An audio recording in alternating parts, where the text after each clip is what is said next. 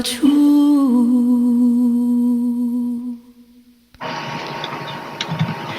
and I'm ready to learn to love you, and I'm ready to follow you as you follow Yah.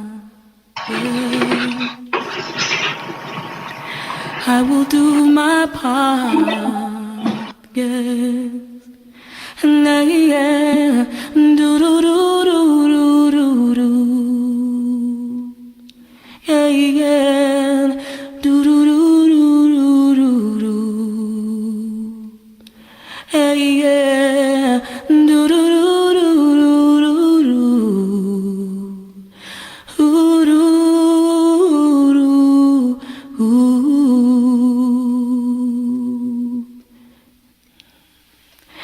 You give me new life, and you set my spirit free, and I'm so proud to be your wife. I pray I give me what you need. Help me, Spirit. I'm ready to learn to love you. I'm ready to follow you as you follow Yah. Yes, I will do my part. Yeah, just be patient with me.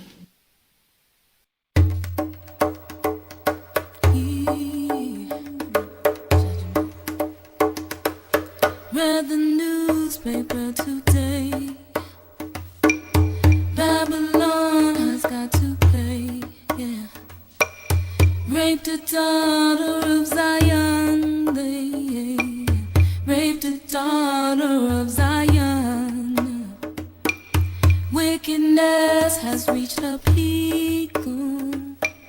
Judgment's coming, oh can't you see, yes. Sinner man, fall to your knees and hear the roar of a lion, yeah. Ooh, and I'm praying for the mountains to crumble, and I'm praying for the winds to blow, and I'm praying for the earth to rumble, and I'm praying, thy judgment come. Ooh, thy judgment. Hear the rattling of the bones, yes. Flesh and sinew has been restored, yes. This ain't a battle, y'all, this is war, yes. This ain't a battle no more, it's war, yes. Armor up, suit up and ride. Holy Malachi at your side. Behold the glory of your bride, yes. Behold the glory of your bride, yeah. Ooh, and I'm praying for the mountains to crumble, yes. And I'm praying for the winds to blow.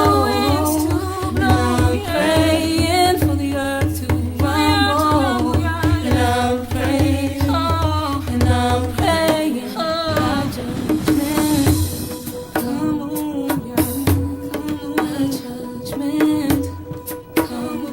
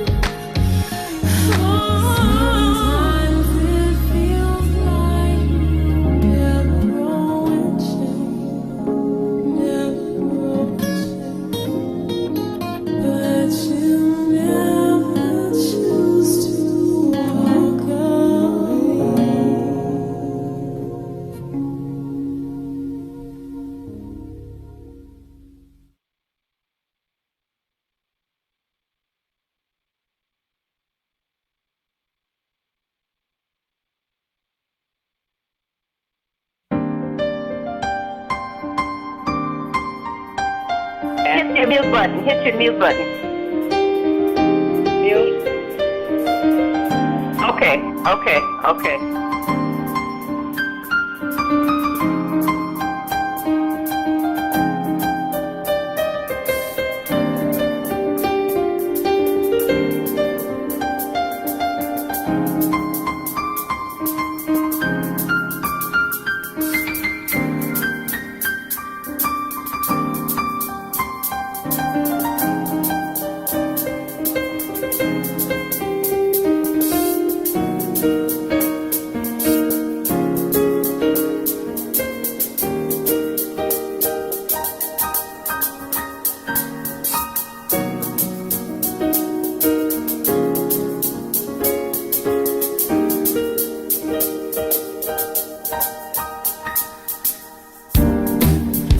everlasting to everlasting, thou art Yah.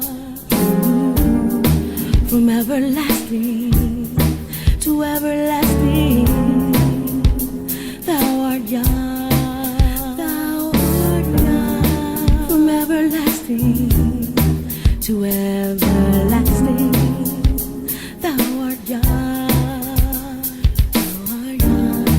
From everlasting to everlasting, thou art Yah.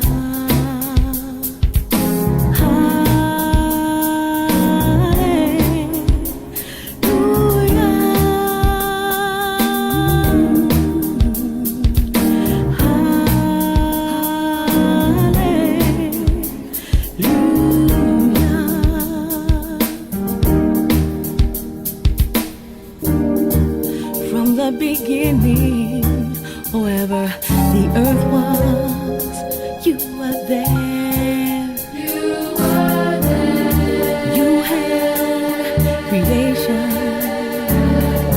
in the palm of your hand. The sun, the moon, the stars, heaven above and earth below. Of the sea and the direction the winds blow.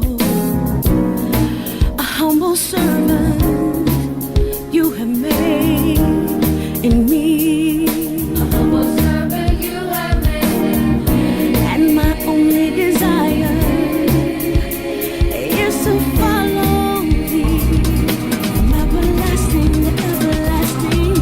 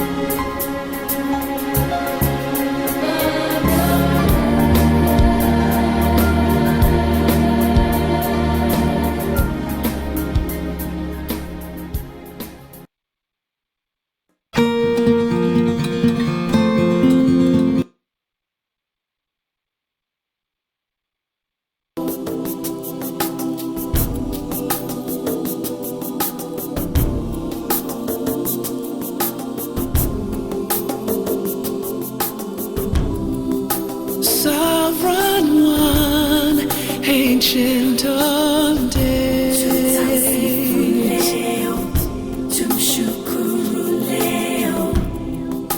set apart is your name.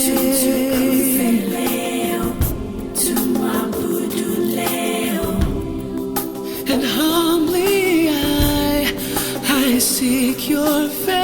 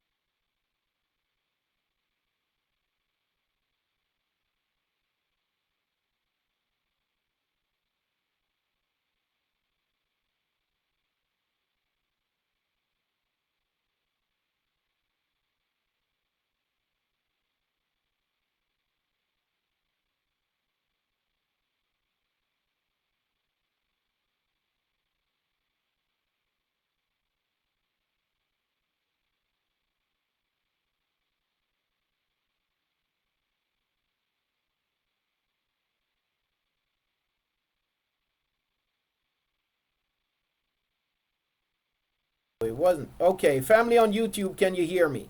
Let's see. I'm working with a new software, and hoping that you can hear me. I hope there's no issue. Can I get a 1 if you can hear me on YouTube? Okay, Tuda. Okay, great. Praise Yahuah.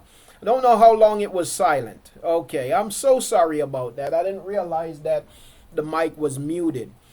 Somehow it got muted, so I want to apologize. But I was just greeting the family on YouTube. They could not hear, so you've heard nothing probably. Or it was for a long time, Aki. I'm sorry about that, Aki. Yes, so greetings to the family on YouTube, to Aki Wendiyahu. I want to say Shabbat Shalom to you and to your Beyat Aki. To Akut Cynthia, I want to say Shabbat Shalom to you also, and welcome. To Aki Michael Haney, I want to say Shabbat Shalom to you, Aki, and I want to welcome you to the fellowship. Also to who else? Akut Carmen, I want to say Shabbat Shalom to you, Akut. And also to, who else do we have that I have not greeted on YouTube? Those are the names that are represented on YouTube. Shabbat Shalom to you all.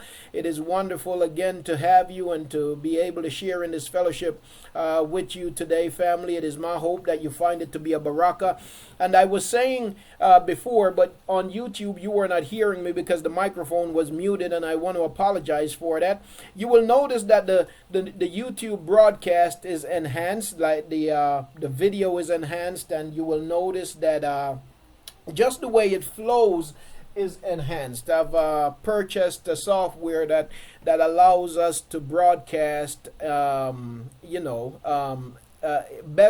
more professionally on YouTube, and so it is my hope that you find that enhancement to be a baraka also.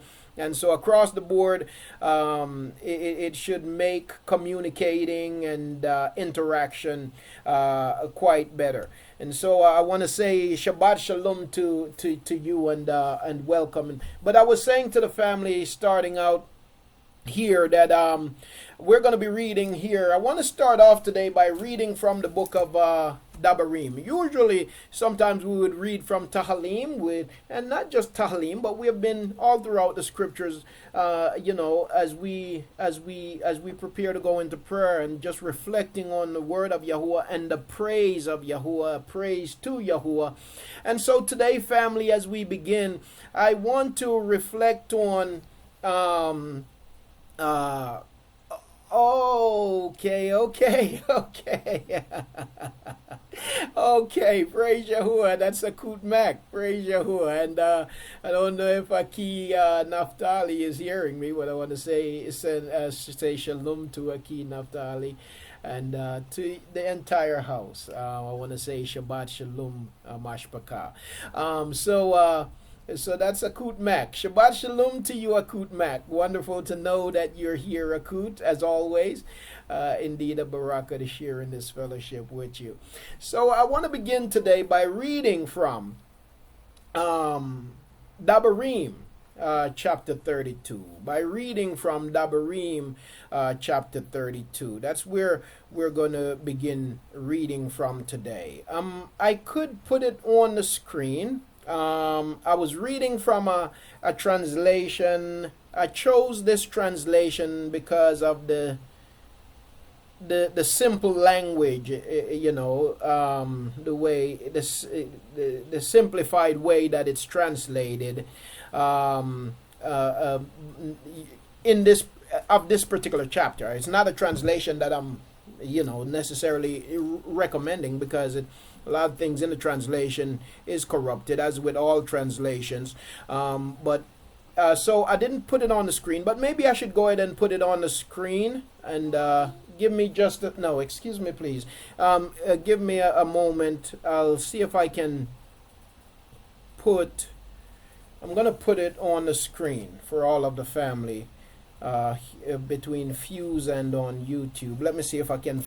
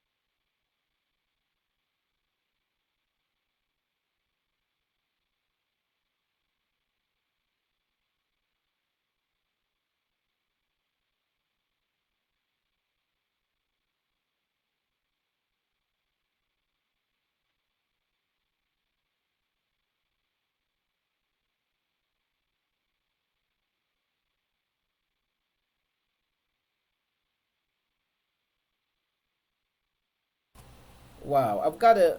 I don't know why it's doing that. I've got to figure out why it keeps doing that. So it keeps muting. Something that I'm doing is muting it. There's some reason why it's getting muted all the time. I've got to. Let me see. Just check my audio settings here for a moment. I'm sorry. Mute. Let's see. Silence, detection, delay. Auto mixing. Just bear with me, family. I just want to figure out how to stop it from going mute. I don't want it to be muted. Automatically choose another. Enable script manually. RDX. Native flash. Wow. Okay. I don't see what there is that I can do to stop that. We'll figure it out, though. We'll figure it out. But I want to apologize for it doing that. Okay. It seemed like maybe when I switch between screens or something, that's when it mutes. But we're going to work on resolving that. Okay. Bear with me here. All right. So we're going to share. I'm going to share with you. I'm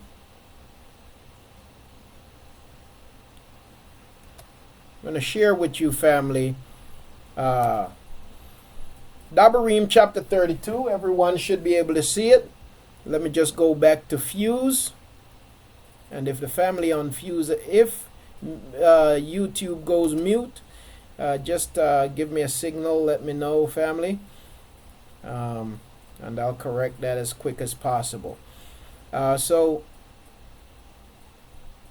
Tuda, Aki, Tuda. All right. Now, let me find a version. I'm trying to find a version that simplifies this. I don't know what is the version. What's the name of this? Give me just a second. Bear with me here. I want to put this on the screen so you can read along.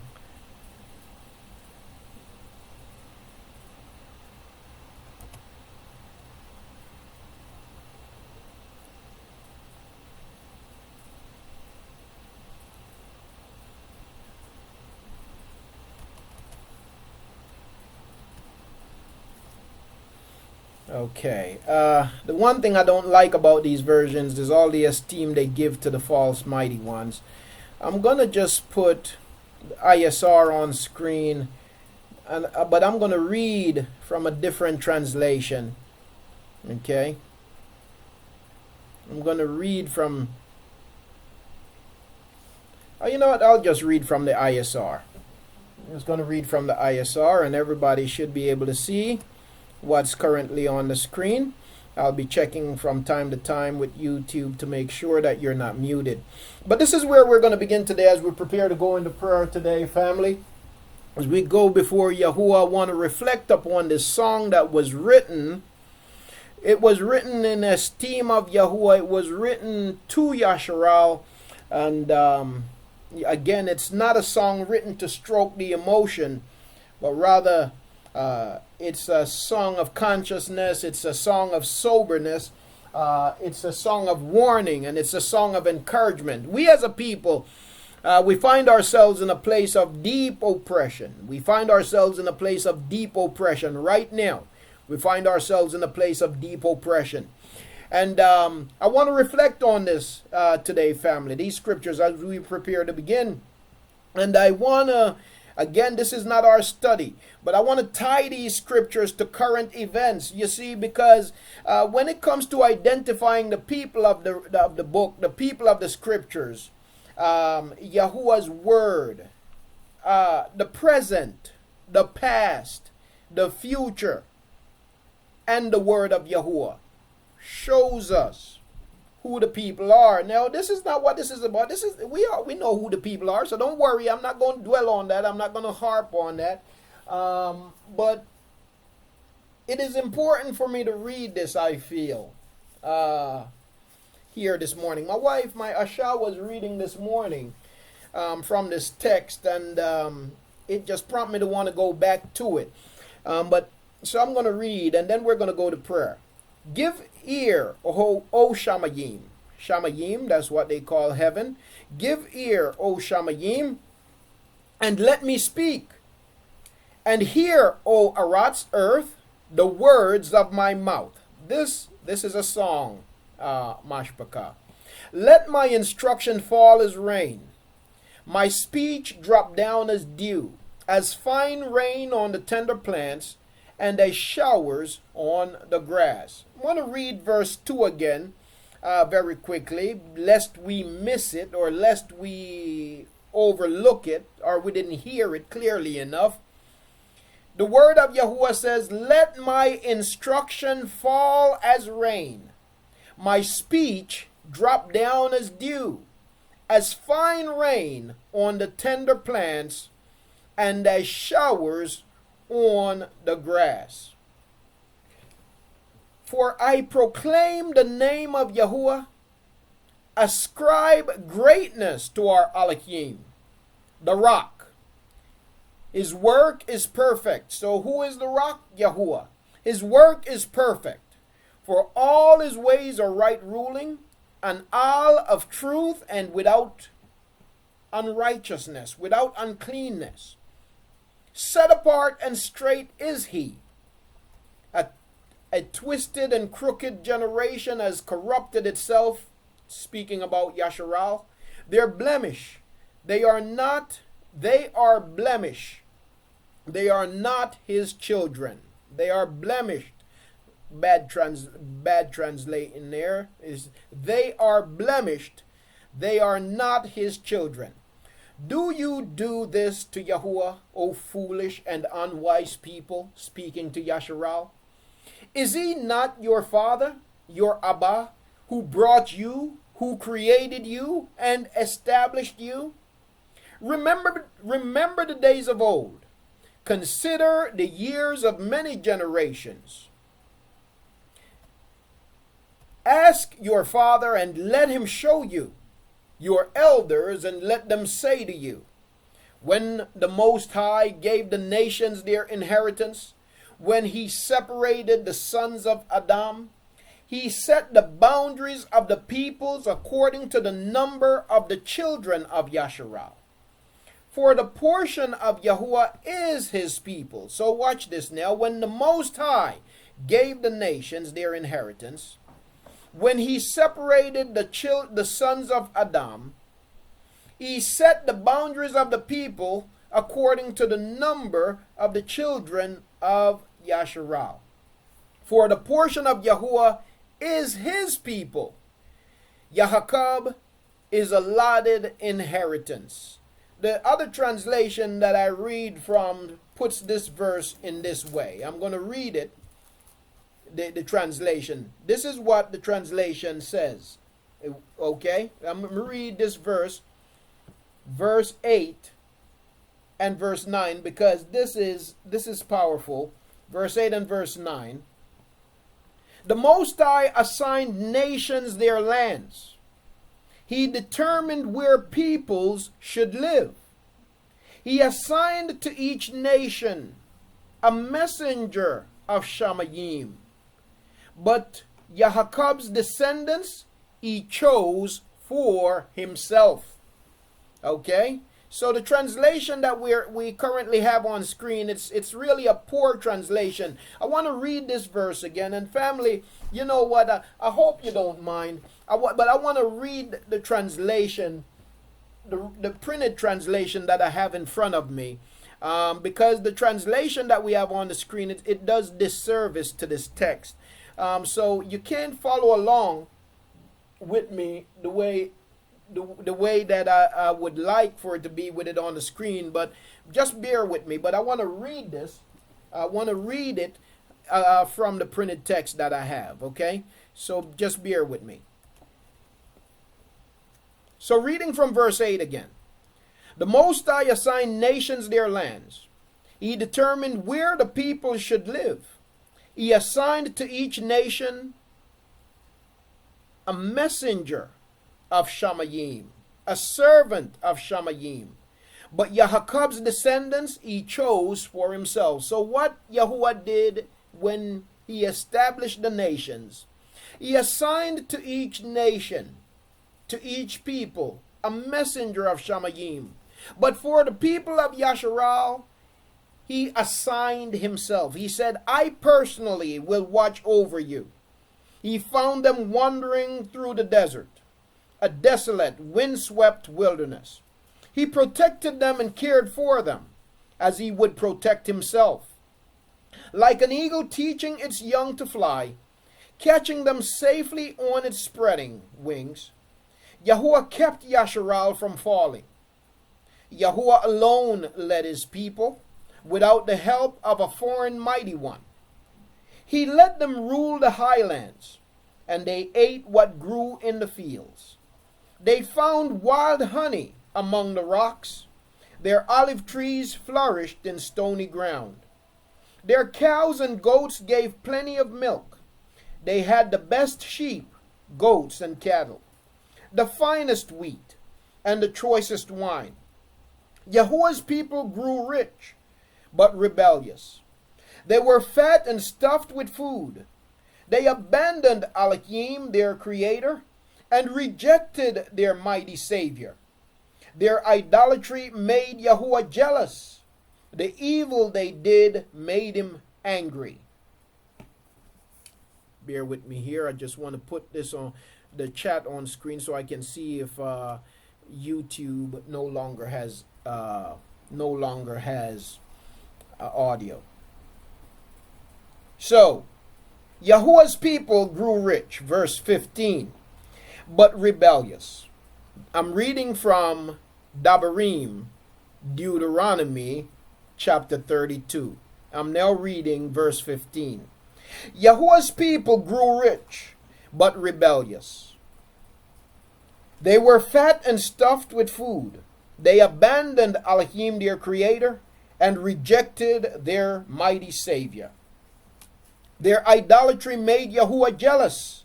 The evil they did made him angry. They sacrificed to mighty ones that are not real. New mighty ones their ancestors had never known. Mighty ones that Yasharal had never obeyed. They forgot their Elohim, their mighty Savior, the one who had given them life. When Yahuah saw this, he was angry and rejected his sons and daughters. I will no longer help them, he said. Then I will see what happens. Those stubborn, disobedient people. With their idols they have made me angry, jealous with their so-called mighty ones that are really not mighty ones. So I will use a so-called nation to make them angry. I will make them jealous with a nation of fools. My anger will flame up like fire and burn everything on earth. It will reach to the world, to the grave. It will reach to the grave and consume the roots of the mountains. I will bring on them endless disasters. Speaking to the people of Yasharal now. I will bring on them endless disasters. Verse 23, Dabarim, Deuteronomy chapter 32, verse 23. I will bring on them endless disasters and use all my arrows against them. They will die from hunger and fever. They will die from terrible diseases. I will send wild animals to attack them and poisonous snakes to bite them. War will bring death in the streets. Terrors will strike in the homes. Young men and young women will die. Neither babies nor old people will be spared. I would have destroyed them completely. Listen now.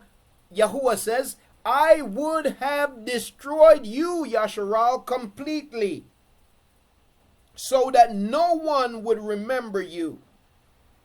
But I could not let their enemies boast. that they had defeated my people.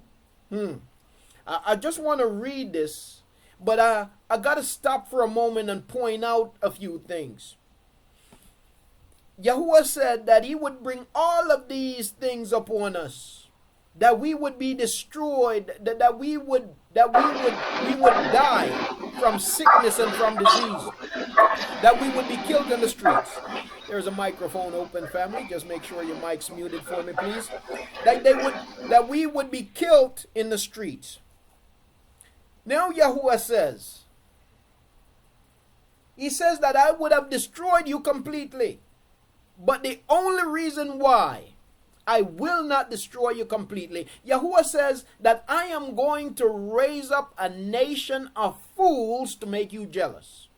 I am going to raise up a wicked nation, a nation of fools to make you jealous. And I'm going to cause them to oppress you like you've never been oppressed before. And the only reason why I will not totally, utterly destroy you is because this nation of fools would think that it was they that destroyed you. Yahuah says, that's the only reason why I'm not going to destroy you. Now, to the nation of fools that have been oppressing us, their entire intent has been the whole time to destroy us. But secretly, this nation of fools, they're scratching their heads because they've done everything that they can to destroy us. And yet we are still here. They have done everything that they can to demoralize us. And yet we are still here. They have done everything that they can to oppress us and defeat us. And yet we are still here. Yahuah calls them a nation of fools, and he says that he would raise up this. They have done everything that they can, yes, to humiliate us, and yet we are still here. Yahuah is going to tell us why we are still here. He says that I would not utterly destroy you, because this nation of fools would think and would praise themselves, saying that we destroyed them. You see. So in spite of being hung from trees, lynched, in spite of being beaten to death, whether it be at the time when slavery was at its height, when we were chained to one another, working in the cotton fields or in the cane fields, sugar cane fields, or whatever field we were working in, and we were being whipped and beaten and mutilated and everything else that was happening to us, or to this day, where our people are being shot down in the street and there is no justice, where the racist police can kill us and nothing happens. The system, the racist system, then finds that they have done nothing wrong. Well, to Yasharal, the word of Yahuah is saying, and you're going to see it for yourself, this is what Yahuah says. Number one, the people doing this, he called them a nation of fools. He called them wicked. But he also called us wicked. And it's why it's happening to us. But he said that I would have utterly destroyed you, totally destroyed you. But I didn't. And I will not. I will leave a remnant to myself. Because it's not that you do not deserve to be destroyed, Yasharal. Because you have been wicked. And so you deserve destruction. But the only reason why I don't totally destroy you is because the wicked of the earth, that they would praise themselves and take pride in believing that they destroyed you. And the fact is they didn't. They wouldn't have. It would have been me. Yahuah continue on to say, so this is Dabarim chapter 32, Deuteronomy chapter 32, verse 26, I would have destroyed them completely, so that no one would remember them. But I could not let their enemies boast that they had defeated my people, when it was I myself who had crushed them. Yasharal is a nation without sense. They have no wisdom at all. No wisdom at all. No, they have no wisdom at all. to this day. Yasharal is a nation without sense. I see our people. I see them on television. Colin Kaepernick take a stand on behalf of people being oppressed. And I see our people on television. Total fools. And they're up there and they're criticizing what he has done. Because he said, I'm not going to stand for a flag and for a national anthem that is racist and that represents a racist country and a racist people. Okay?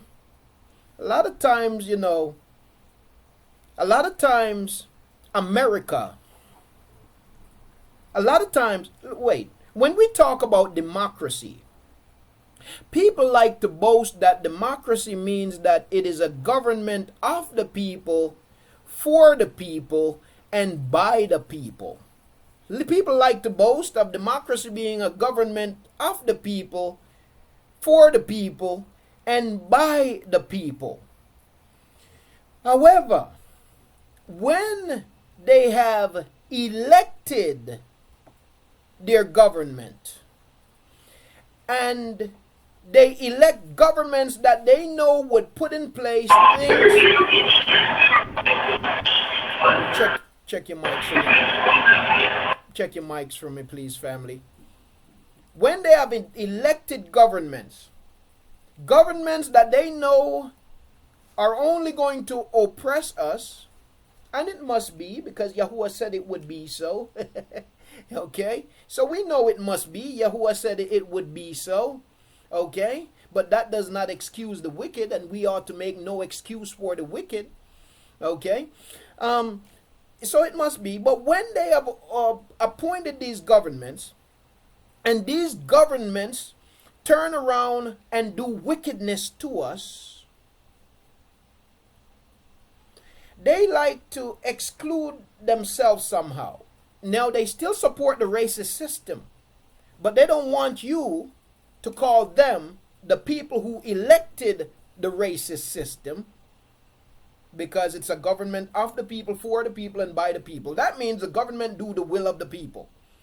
And so when they have elected a racist government that do racist things and oppress our people racially and kill our people without any sense of humanity, they get offended when you call them the individuals of this government, them the individuals of this nation. They get offended when you say that they are racist. Okay? They get offended when you say that they are racist. But should they be offended? Should they be offended when it's a government of the people, for the people, and by the people, and it's a government that's simply doing the will of the people? Okay? We're talking about the word of Yahuah. The word of Yahuah is explaining to us now what's happening to us as a people right now, to this very moment. Now everybody knows. And the only people who don't know, I'm coming with it. The only people right now who do not know that Donald Trump is just a straight up and down racist are people in denial. The only people who don't know that are people who are in denial. And if you're in denial, it makes you a racist. Okay, so the only people who don't know that Donald Trump is straight up and down racist is the racists themselves. Okay? But how about the other side? How about the other side of this government? Donald Trump represents one side, but how about the other side? We're talking about what Yahuah has decreed upon his people, but we got to understand the wickedness of those that Yahuah has chosen to chastise his people, because he's getting ready to talk about it some more. I'm not done reading from Devarim chapter 32 yet. Deuteronomy chapter 32. I'm not done. I'm going to continue reading. One might be tempted to think that one side is for us and the other is against us. But we're dealing with a government. We are dealing with a system of the people, for the people, and by the people. a system that does the bidding of the people. Earlier this week, somebody hacked into, or they've been hacked into it, but they keep releasing this information. But somebody hacked into the Democratic computer, Democrat computer system. And what the evidence shows is what we have always known. So concerning, because, let me just say something real quick. Let me put something in perspective. Because, yeah, you have an organization. You have a licensed organization called Black Lives Matter. You have a licensed organization called Black Lives Matter. And there are people in this country who have classified it, and the what you call it, the conservative movement have classified it as a racist organization. Okay, they have classified it as a hate group, a racist organization. But if you look at the Black Lives Matter platform and what it says that it's fighting for, if you read the platform and what it says it's fighting for, well, I must be a racist, and anybody who say Black Lives Matter must be a racist and a hate group, because what the platform says, that it's calling for accountability and for the illegal killing of black people, systematic killing of black people. That's all the platform says. If you pull it up and you read it, that's all it's talking about. It's not talking about taking over a country. It's not talking about anything else other than it's calling for the hypocrisy, where you can in one breath say that you uphold justice, that you're the picture of justice, and in the other breath do great injustice, and then pat yourself on the back and say that I've done nothing wrong. That's all the platform says. I'm not the member of an organization, but I believe strongly in declaring that Black Lives Matter, or more correctly, Black lives should matter. Because the truth of the matter is, Black lives don't matter. Black lives don't matter. Okay? But what was revealed this week, something that we all know, was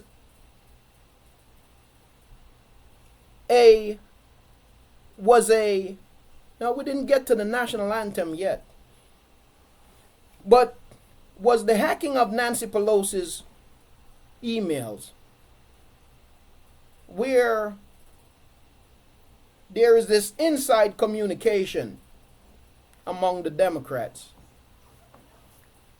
about how you should respond to Black Lives Matter. They say that Black Lives Matter is a racist organization.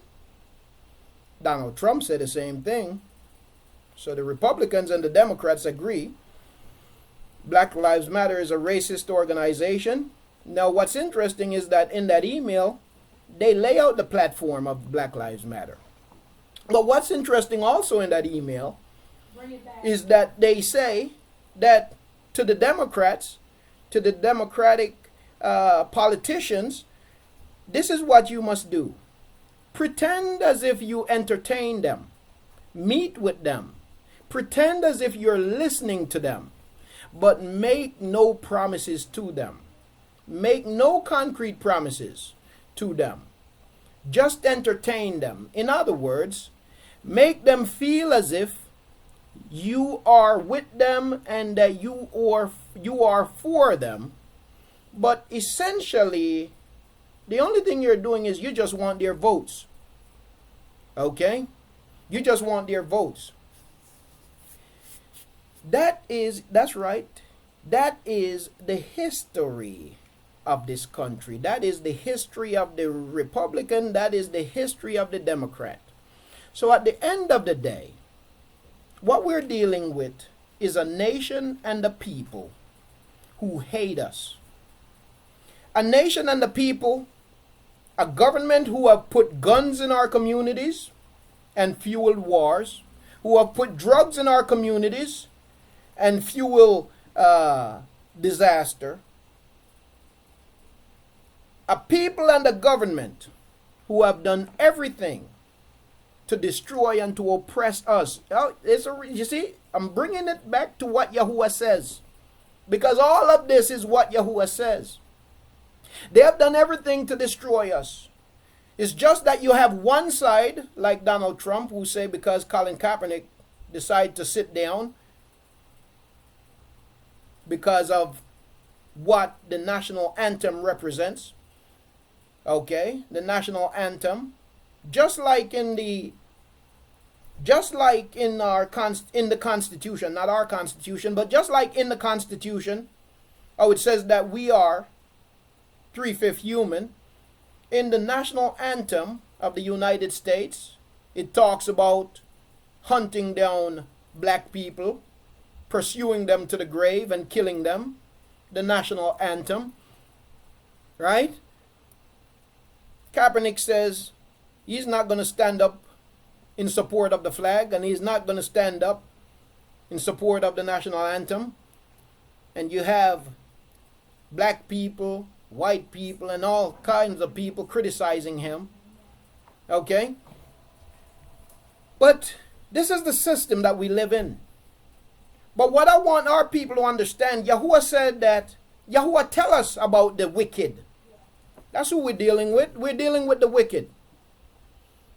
You see, our enemies. Yahuah tell us about the wicked. And that's what Dabarim, Deuteronomy chapter 32, is speaking about. That's what Deuteronomy chapter 32 is speaking about. Okay? So, going back to the text, Deuteronomy chapter 32.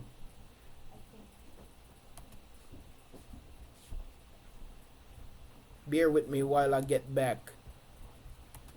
Okay? You know, I'm not reading from the screen, but going back. So this is what Yahuah says.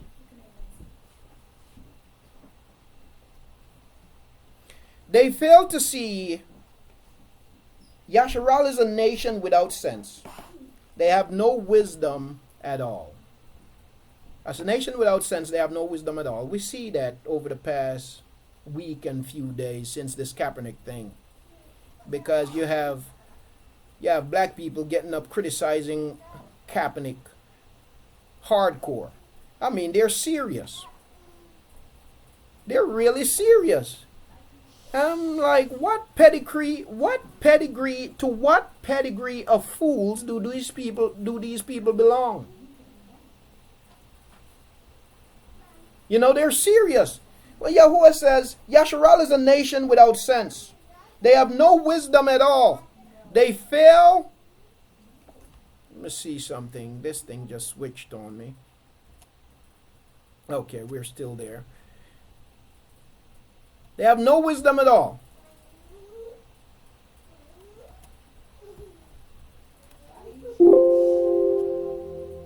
Okay, my thing is acting up. Sorry about that. They failed to see why they were defeated.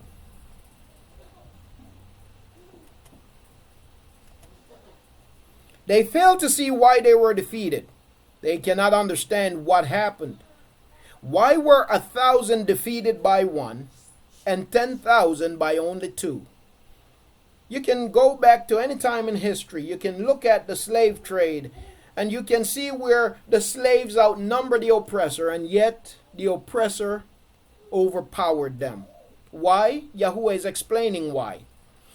Why were 1,000 defeated by one and 10,000 by only two? Do you know that? Well, let me just read the text. Why? Okay. Why were 1,000 defeated by one and 10,000 by only two? Yahuah their Elohim had abandoned them. That's why.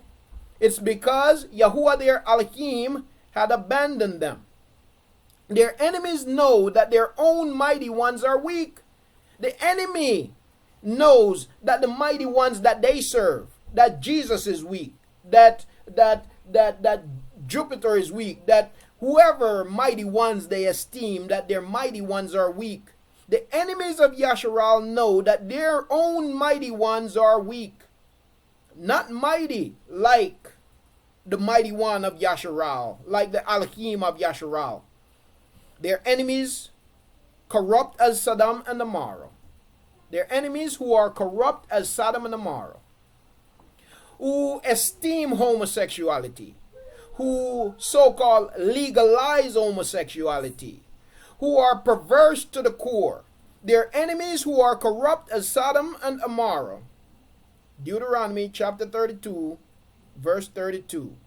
Are like vines that bear bitter and poisonous grapes, like wine made from the venom of snakes. Yahuah remembers what their enemies have done. Oh, Yahuah remembers what their enemies have done. He waits for the right time to punish them. This thing ain't over. Yahuah will take revenge and punish them. The time will come when they will fall.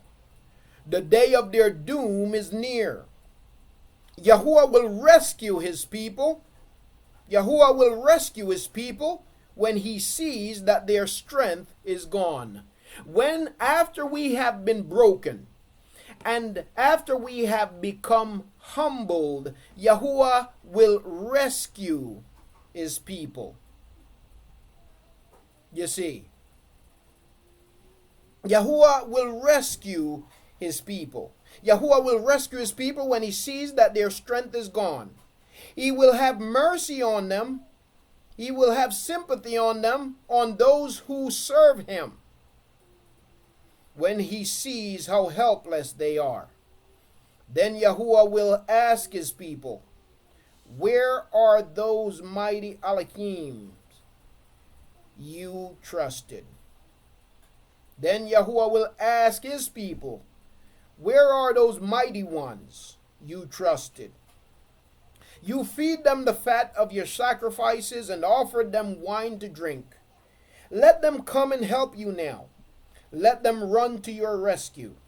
I and I alone am Elohim. No other mighty one is real. So for the people of Yasharal who are still out there calling on Jesus, calling upon God, pagan deities, when your day of trouble comes, and when you're stuck in your addictions and you can't seem to conquer them, it's because those mighty ones have no power. When you continue to be downpressed and oppressed and to be absolutely and totally powerless, it's because the mighty ones that you call upon have no power. You're calling upon the false made up mighty ones of your oppressor.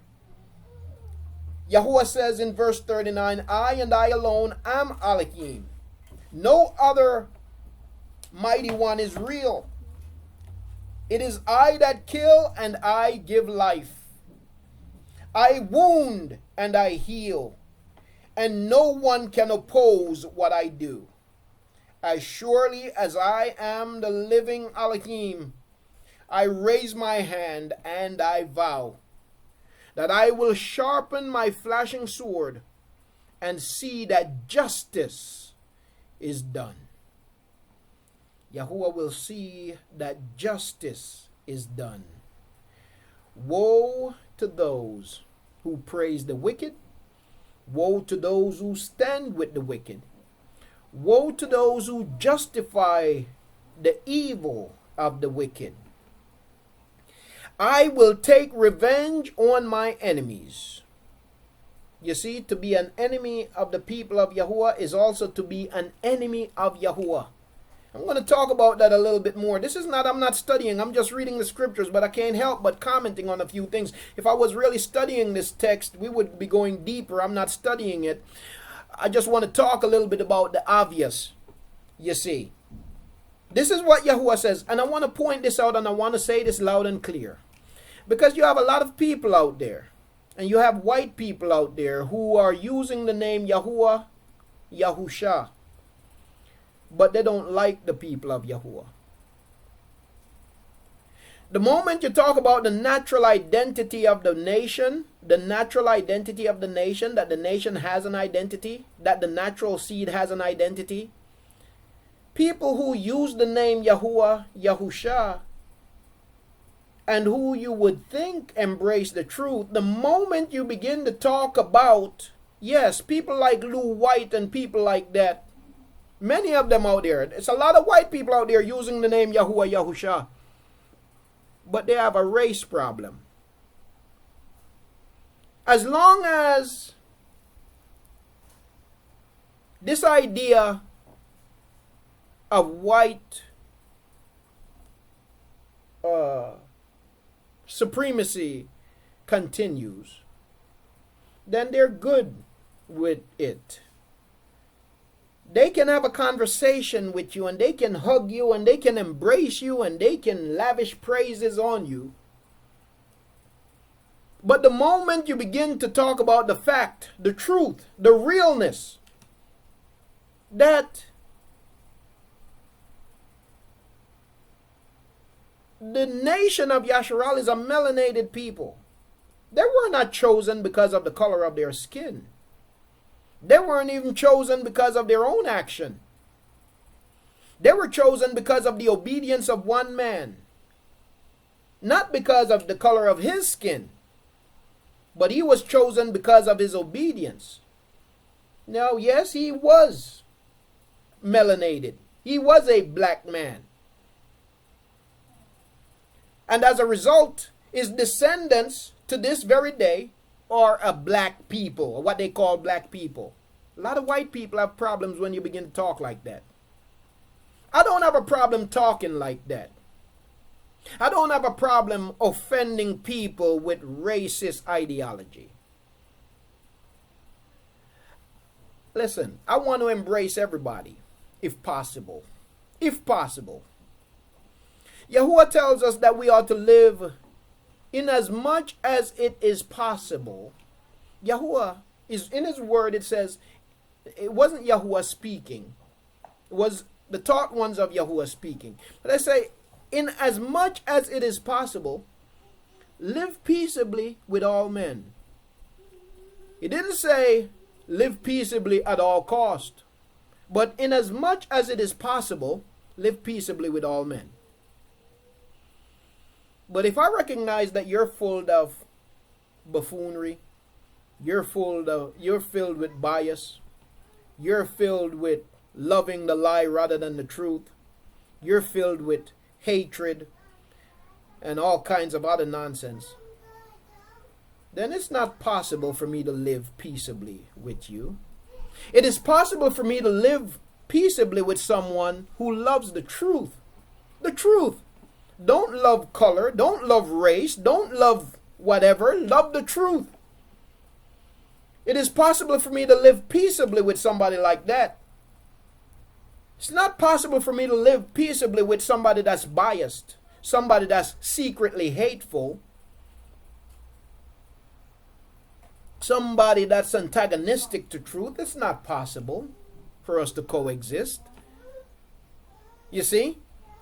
But the scriptures make it clear, and we're going to read it right now, that to be an enemy of the people of the Yahuah, to be an enemy of the people of the book, is to be an enemy of of Yahuah himself.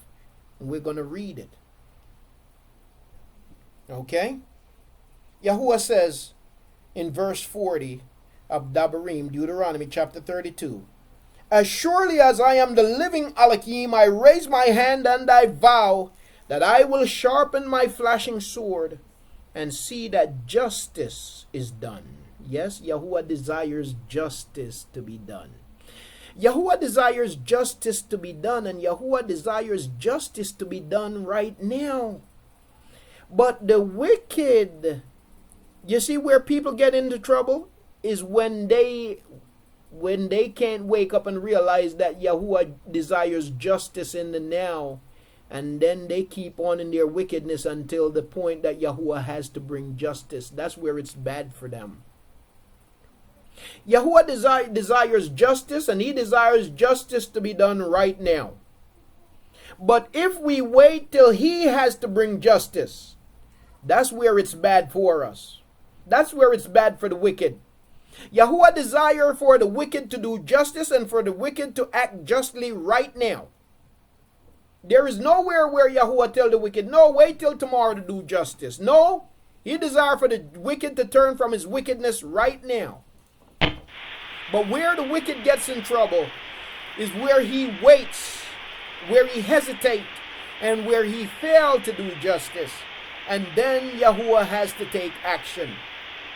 You see, there's a microphone that's kind of open there, family. If you could just check your mic for me, I have a feedback. Let me just check that before I continue. Yahuah expect justice to be done. Expect justice to be done right now. Okay? Where the wicked get in trouble is where they put off doing justice. And then Yahuah has to take action against them because of their wickedness. I can't find it. Help me out here, family. I'm trying to find the mic that's... Okay, Tuda. There it is. Okay. Tuda. Okay. Oh, I lost connection. Let me see. I lost connection to fuse. Let me just see something here. I think I lost connection to fuse. Okay, let's check. Family, can you hear me? On fuse, can you hear me? Said that I lost connection. Check. One. No. Okay. This conference is being recorded. Okay, family, I lost connection there for a moment. Bear with me just for a second.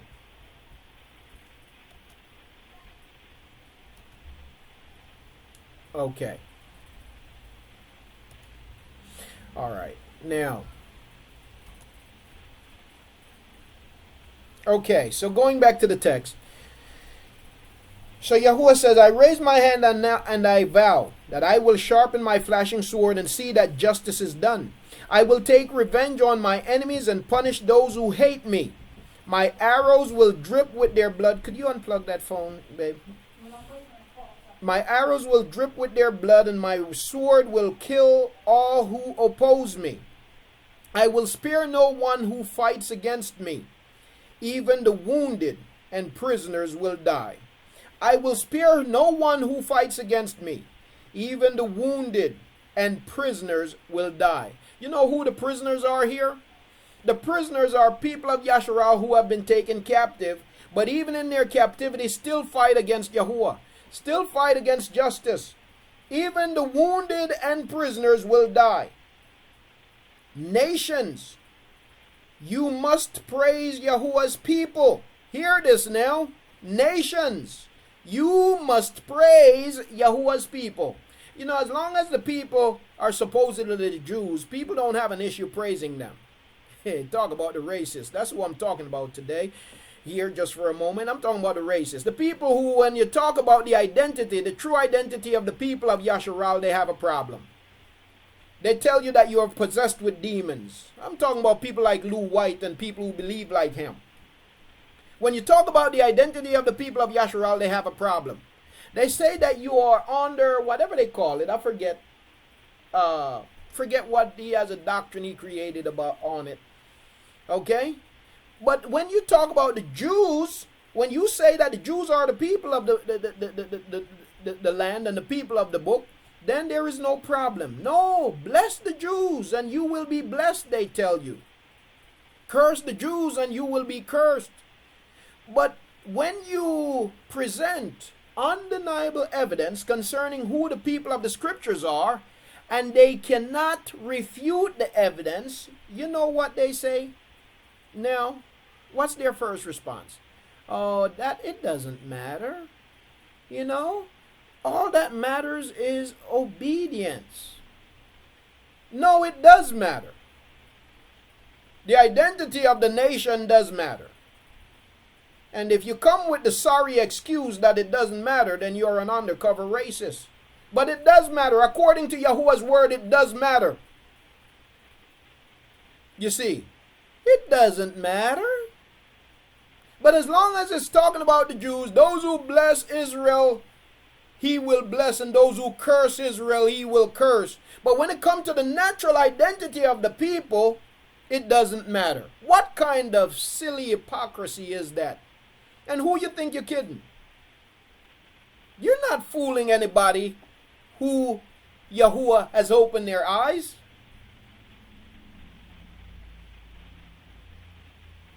You see? So this is what Yahuwah says to the nations.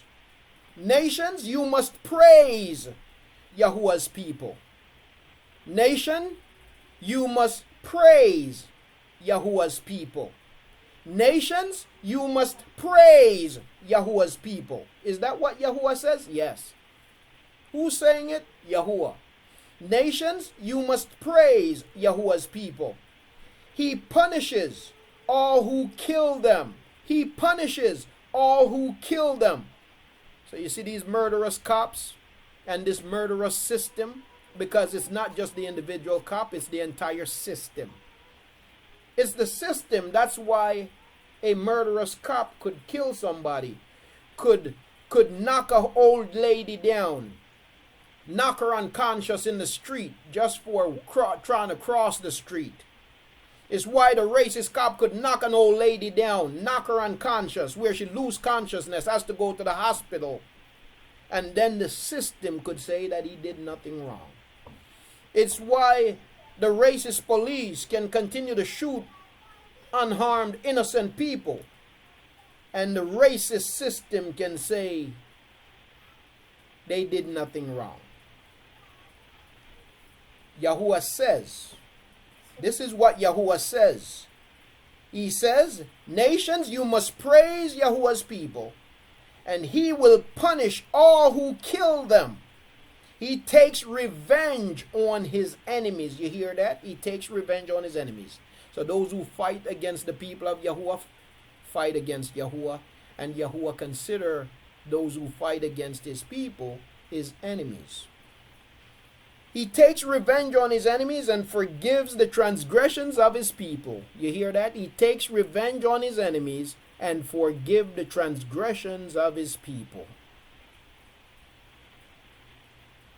Masha and Yahusha son of Nun recited this song so that the people of Yasharal could hear it.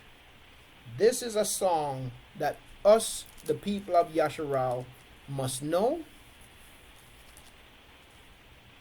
that Yahuwah Masha wanted the people to know this song. It's a song of correction. It's a song of promise. It's a song of reassurance.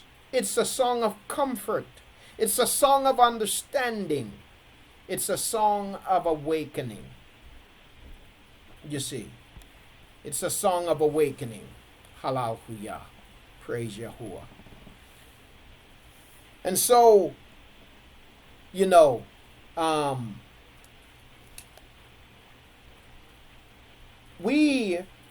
was just looking at, and you know, I was just reading from Akut Jeanette. Esteem the name of Yahuwah, leave the ways and attitudes of people up to Yahuwah. Vengeance is his, and Yahuwah will repay. You know, from the context and from the perspective of the people who oppress the people of Yahuwah, Yahuwah doesn't expect those who are awakened to just leave their ways and attitude, like just leave it alone, not say anything about it. Yahuwah doesn't expect that from us. He expects for us to cry out. You see, the scriptures make that clear, because you think about many of the prayers in scriptures. when Dawood prayed, Dawood was a king. He was a king, right? And so when a king prays, how is a king to pray, and how does a king pray? How does a king pray, family? How does a king pray?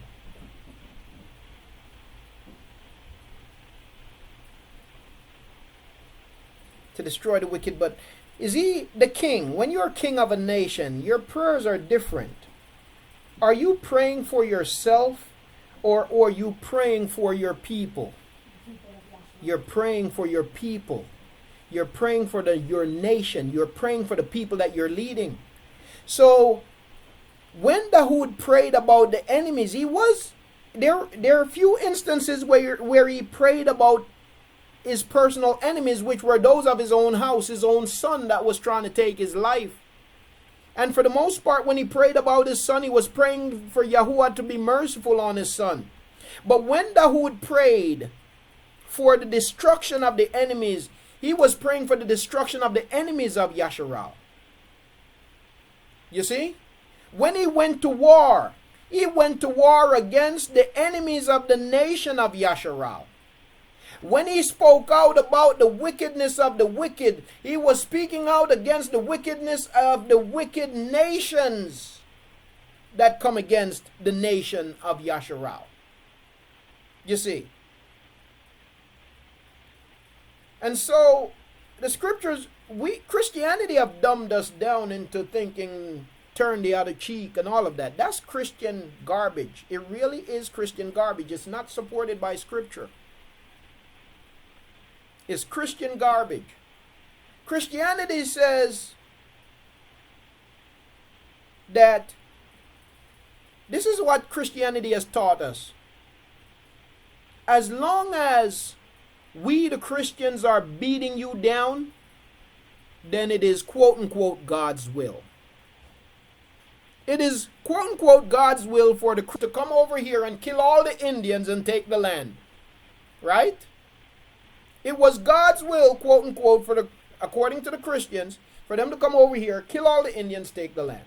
It was God's will for them to go into Africa and take the slaves, kill millions of them, throw them overboard, and those that they managed to bring over to continue to oppress them further. But according to the Christian, it was never God's will for the oppressed to fight for their survival.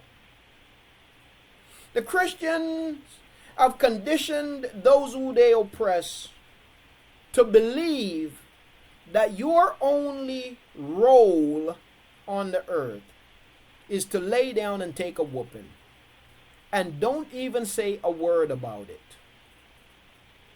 How does that come across today in a Christian nation?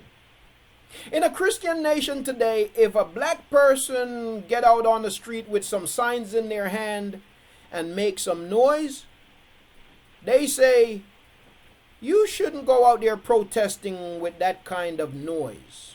Do it quietly. So the black person listens. Black person decide, okay, I'm not going to go out there and make no noise. But when it's time for the national anthem or something, I'm just going to sit down quietly. What does the Christian nation respond? How does the Christian nation respond? They respond with venom and hatred. How could he sit there while the national anthem is being played? How could she stand there and not put her hand over her heart? Wait, I thought you said that we should be quiet about it. Protest quietly. I thought you said that we should protest quietly. So why is it that when Gabby Gifford stood, she didn't sit down, she stood up, she just didn't put her hand over her heart? So why did y'all get so venomous? Why did the evil come out so profoundly? Okay, you say we should sit quietly. You say we should protest quietly, so we protest quietly. And you still get rambunctious. Okay, so we say, well, seem as if we protest quietly is an issue, so you know what? We're going to go out here and we're going to make a ruckus in the street. and we still don't please you? What's with the hypocrisy? What's with the hypocrisy?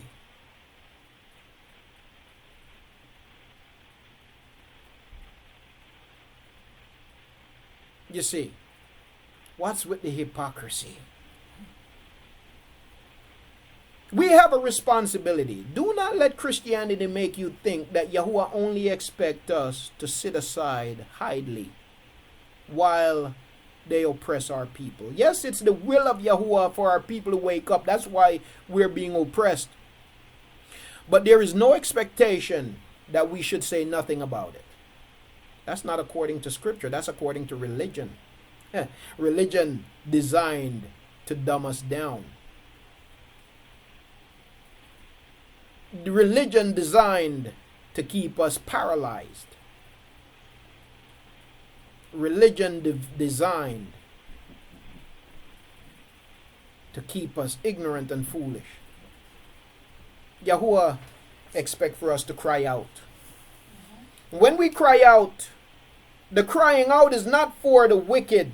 You know what it's for? Because as we just read in the book of Devarim, Deuteronomy chapter 32, even though our people are being oppressed, guess what? Even while they're being whipped, they're still in ignorance. They don't even know why they're being whipped. And it's not until those who are experiencing the awakening begin to cry out and speak out about injustice and evil that they begin to see the injustice and evil. When you've been conditioned to accept brutality, you're like a woman, maybe from a child, she was conditioned because of the way she was treated by her family, by her father, by her brothers and whatever. She was conditioned to think that the expression of love is abuse. Now she get with a man who abuses her. But in her mind, this man loves her. And she sits there and take the abuse. And sometimes it goes as far as where she dies from the abuse. And if somebody don't come along, right, the Stockholm Syndrome, if somebody don't come along and begin to let her know that this is not the way things are to be, she will be stuck in that. You see? It's not until somebody comes along and begin to point out to this woman that the only thing she's been accustomed to her whole life is abuse. It's not until somebody comes along and begin to point out that this is not normal that maybe she begin to realize, wow, this is not love. That's right. This is abuse. That's right. You see? But if nobody comes along and speak up, she will always continue to think that this is the way it must be, and that this is the way it is, and that the only reason why it is this way is because I did something to cause him to respond to me that way. I did something to him, and that's why he's responding that way. So you know what? The problem is not him. The problem is me. And she will remain stuck in that until it costs her life. Go ahead, babe. Now, I want to piggyback off of what you're saying. What she did was she turned her back on the creator of heaven and earth. Mm-hmm. Now that's us, Mm-hmm. okay? Yahuah said that we would serve other mighty ones, and that's a part of the curse. Now, a part of us waking up is us realizing that we are serving other mighty ones. Yes. Other traditions. Mm-hmm. Other... Now, this ain't me. I was reading that and reading this book, and as you begin to put that together, it just so happens that I'm, at this point right here in the book where Yahuah said that we would serve other mighty ones. And that, again, going back to us being that sheep, Mm-hmm. okay? Us turning our backs on him. Mm-hmm. Us turning back to him once we realize the things that we're getting beat for is because we turned our backs on him, okay? Mm-hmm. Now, in the book said, this book right here that I'm reading, it says, And Yahuah shall scatter thee among all the people from one end of the earth until the other end of the earth. And there shall you serve other mighty ones, which neither thou nor thy fathers knew, even wood and stone. Okay, that's Deuteronomy 28, verse 64. The point I want to emphasize in this verse is the serving of other mighty ones. What does the creator of heavens and earth mean when he says, you shall serve other mighty ones? He means more than just bowing down to the idols made of wood and stone. You must understand each religion throughout the world has its own dogma, traditions, rules, ideology, philosophies, and history. And when you conform and obey to their rules, you are serving their mighty ones. Now, what does this have to do with what you were just now saying? When we begin to turn away from those ideologies, those rules, those rituals, those traditions, then we get the backlash from the world, and those are the beats. The only way we're going to be delivered from that is through Yahuah. If that makes sense, the way, because I was just reading it as you were reading, giving that analogy. So. Indeed, the only way we're going to be delivered is through Yahuah. Absolutely. You see. So we have a responsibility to seek Yahuah, to turn back to Him, but we also have a responsibility to cry out and to shine the light. You see, and it's not for the sake of the wicked. No, it's going to bear witness against the wicked. Okay? Because as we cry out, it bears witness against the wicked. And in the day of judgment, the wicked will have no excuse. They cannot claim that, you know what? I did not know that what I was doing was wickedness. I didn't know that my behavior was wickedness. I didn't know that it was evil. Because, yes, you did. People cried out, and how did you respond? You attacked them. When they cried out, you attacked them. Now, we can justify being silent,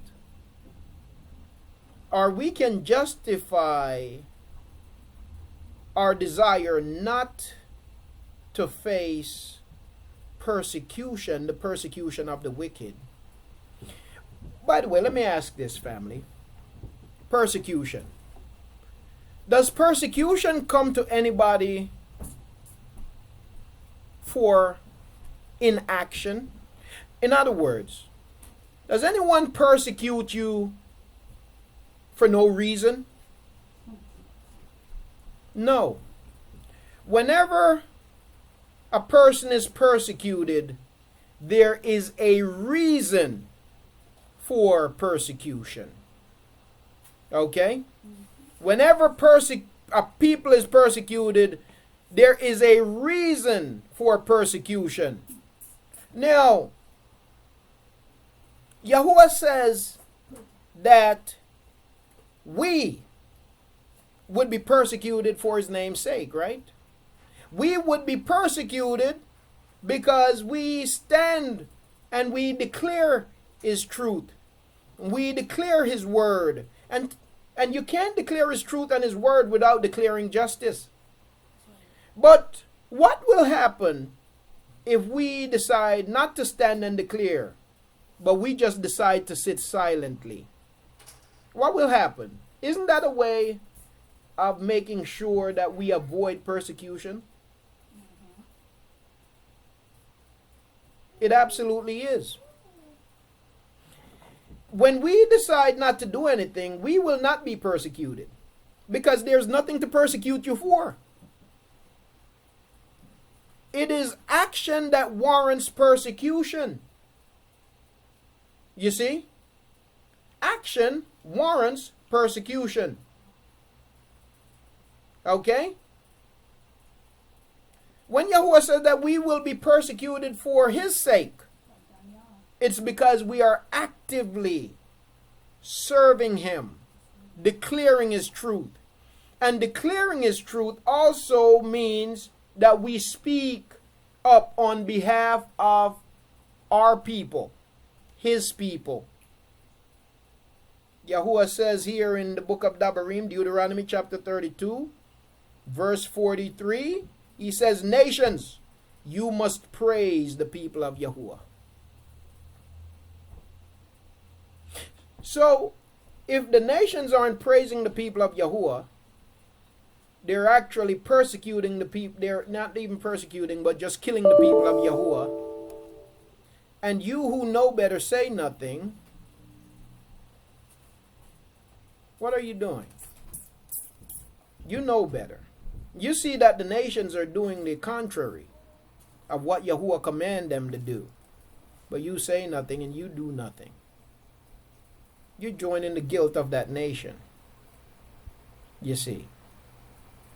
You join in the guilt of that nation. Because silence is consent.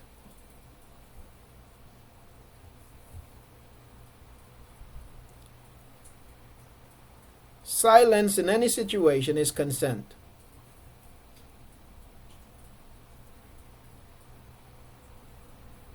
You see. Well, I'm gonna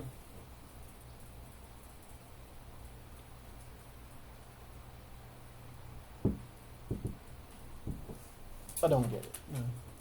Okay, the verse you just read, nations should praise them. Yes.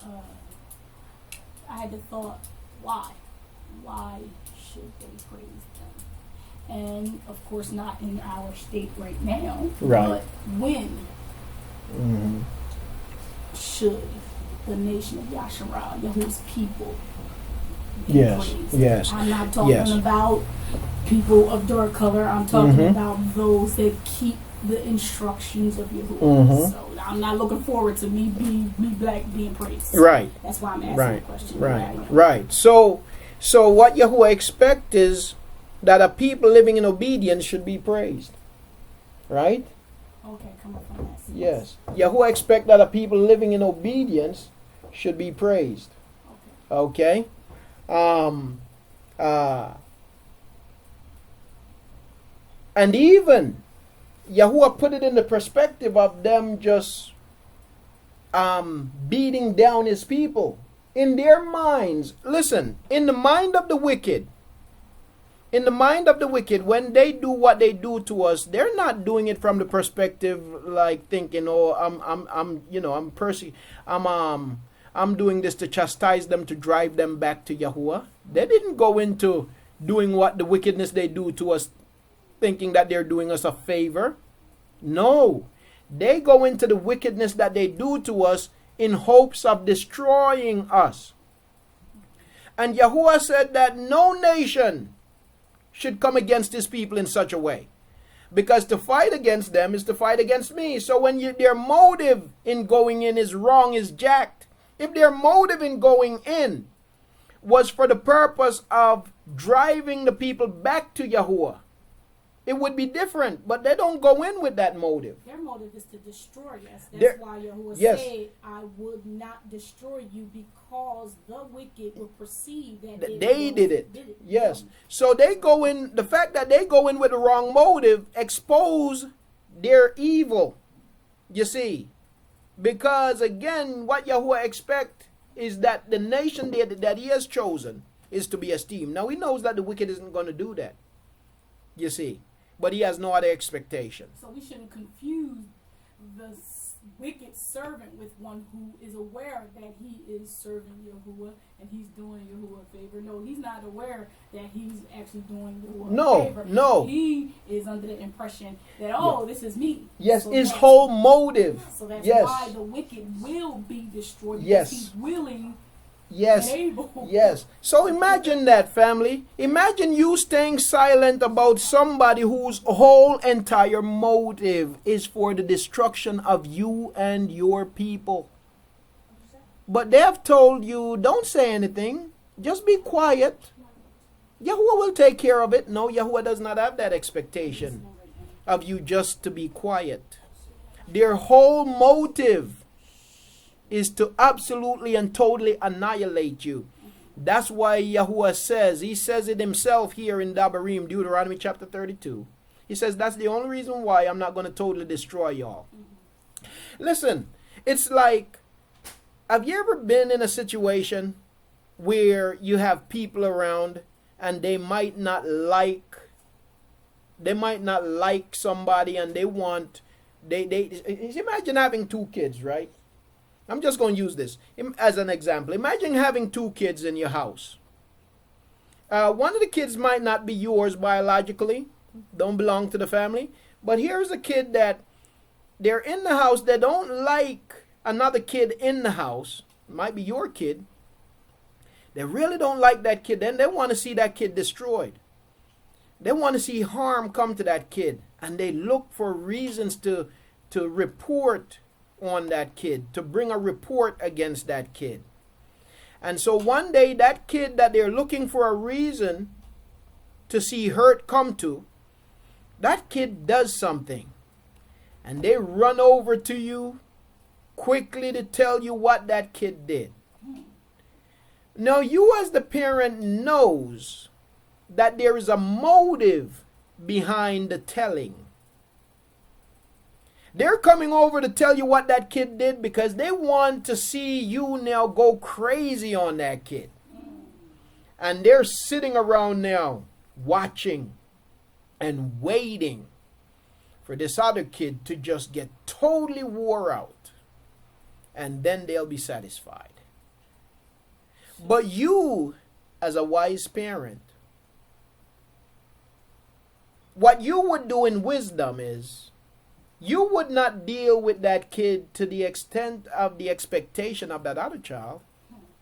As a matter of fact, in wisdom, you would not even deal with that child that needs to be corrected in the presence of that other child.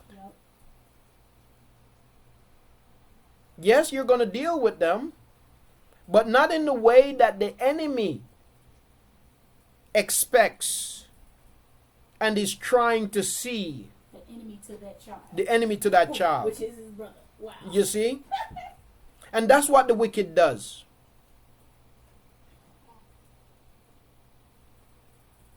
Okay? And so their motive is to see you destroyed. Totally. But Yahuah deals with us out of wisdom. And it burns up the enemy. It burns up the enemy. Well, I just wanted to reflect on that. There was a question up there that I was kind of... There was a question? Yeah, I forget. I think I keep Derek asked the question. I forget how it began, but it ended with, what is the truth? Wait, say it again? I said, I forget how the beginning of his question started, but towards the end of it was, they are as pilots. I don't. Yes, Aki. In the case where when they brought Mashiach to Pilate, right. What is truth in the case of Pilate? Yeah, I don't think. Yeah. I'm sorry, I asked it, but. Okay. I'd have to get the full question. I don't get it fully. All right. Yeah, but anyway, as we prepare to begin here, and reflecting on everything that's happening, I just got to say that our people are hated across all kind of genre. Our people are hated. Our people are hated by the system, the politicians, and also even by people who are calling on the name of Yahuah. You see. But one cannot, I'm going to emphasize again that one cannot call on the name of Yahuah and expect that in itself make them a part of Yasharal. You can't accept, but anyway, you're not accepting the word of Yahuah if somehow you deny who the people are. Because to accept the word of Yahuah is to accept all his word, to accept all the facts, to accept all the evidence. You see, you can't accept part and then reject other parts. You can't cherry pick. You gotta accept all of it. You see. Yes, indeed. Absolutely. Got to accept the whole truth, all of it. You see. And so people are kidding themselves. People are kidding themselves when they think that they can accept only a part and leave out the rest of it. They're kidding themselves. But pride is what's kidding them, you see. All right. Well, indeed. Well, family, we're going to go ahead and I've been reading quite a bit, and I just intended to read through that, but I had to kind of go a little bit further. So I took a bit longer on the text than I intended to.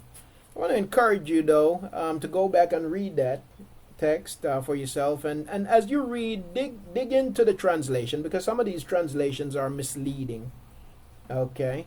Or they don't, you don't get the fullness of what's being said. So you got to dig in a little bit as you read also. Yeah, but I want to, and I'll continue to cry out. Speak against the evil oppression of our people, and the hypocrisy of peoples, you see.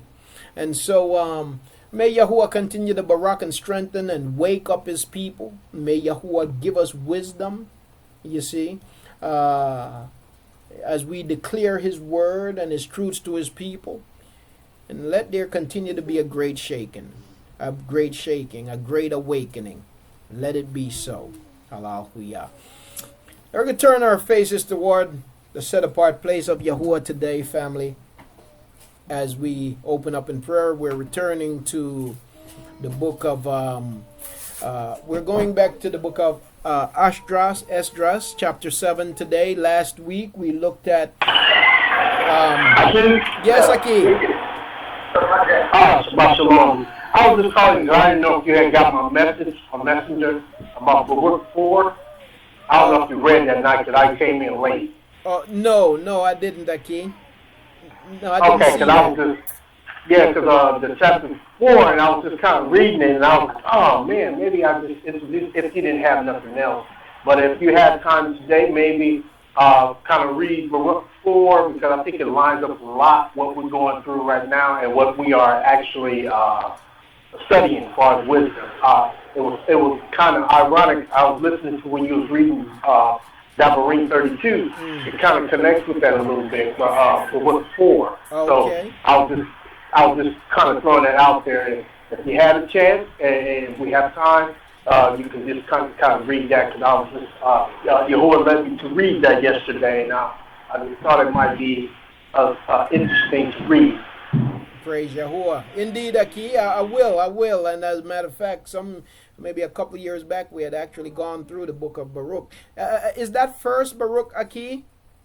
At the same time when we were going through the book of Esdras, we kind of went through Baruch also, if anyone recall. But if you could, let me know, Aki, as first. Is it first? Yes, I believe it's first Baruch chapter 4. Okay, Tudah. Okay. All right, Yahuah willing, we'll do that, Aki. All right, praise Yahuah. And Tudah for sharing, Aki. All right, so we're going to turn our faces toward the set-apart place of Yahuah here today, Mashpaka, as we cry out to Yahuah. May he continue to lead and guide us and to awaken his people to, you see, to Yahuah. The people of Yahuah are important to Yahuah. To our Abba, to our Father. The people, his people, are important to him. You see. His people are important to him. And we, his people, must understand that. We, his people, must understand that. That when I say that we are important to him, I speak of the nation of Yasharal. The nation of Yasharal is important to Yahuah. Even the ones acting in disobedience, make no mistake about it, that even the ones acting in disobedience is important to Yahuah. And that's why Yahuah, because as we read through the book of Dabarim 32 there, what you see is that the wicked is going to destroy a lot of the people of Yasharal. But yet Yahuah is going to take vengeance on the wicked. So what that tells us is that even so we are destroyed because of our wickedness, but even though we were destroyed because of our wickedness, Yahuah is still going to turn around and take vengeance on the wicked because of what they did to his children, to his seed. I think the people, I don't know if Yasharal fully understand how important Yasharal is to Yahuah and the kind of love that he views us with, you see, even when we are disobedient. And that's why the wicked gets away with nothing when they do what they do to us, even though we were disobedient. So even when you see people of Yasharal living in their disobedience, being murdered and shot down and everything else, don't think for a second that it's a light thing with Yahuah, that their lives means nothing to him, because it does. You see, we sometimes, like the wicked, can just quickly and easily write them off. But Yahuah doesn't quickly and easily write them off. He shows us in his word that he does not forget what was done to them, even though they were living in their disobedience. He does not forget. And he takes vengeance against the wicked for what the wicked does to them, even though they were in their disobedience. That's how important the nation of Yasharal is to Yahuah. And that's what we will continue to learn through his word, because Yahuah has a lot to say about us in his word. All right. This part here, 33 verses 2, when he showed up for them. So, in my wife asked me to read this portion, and we're going to pray here. Dabarim, Deuteronomy chapter 33, beginning at verse 1. It says, "These are the Baraka, or the Barakim, Baraka that Masha, the man of Elohim, pronounced on the people of Yasharal before he died. Yahuah came from Mount Sinai. He rose like the sun over Adum, and shone on his people from Mount Paran. 10,000 messengers were with him, a flaming fire at his right hand. Yahuah loves his people and protects those who belong to him. So we bow at his feet and obey his commands. We obey the Torah that Masha gave us, our nation's most treasured possession. Yahuah became king of his people, Yasharal, when their tribes and leaders were gathered together." Allahu Yahuah. Now,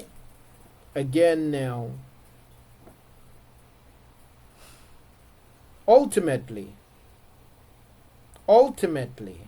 the apple of Yahuah's eyes are those who obey.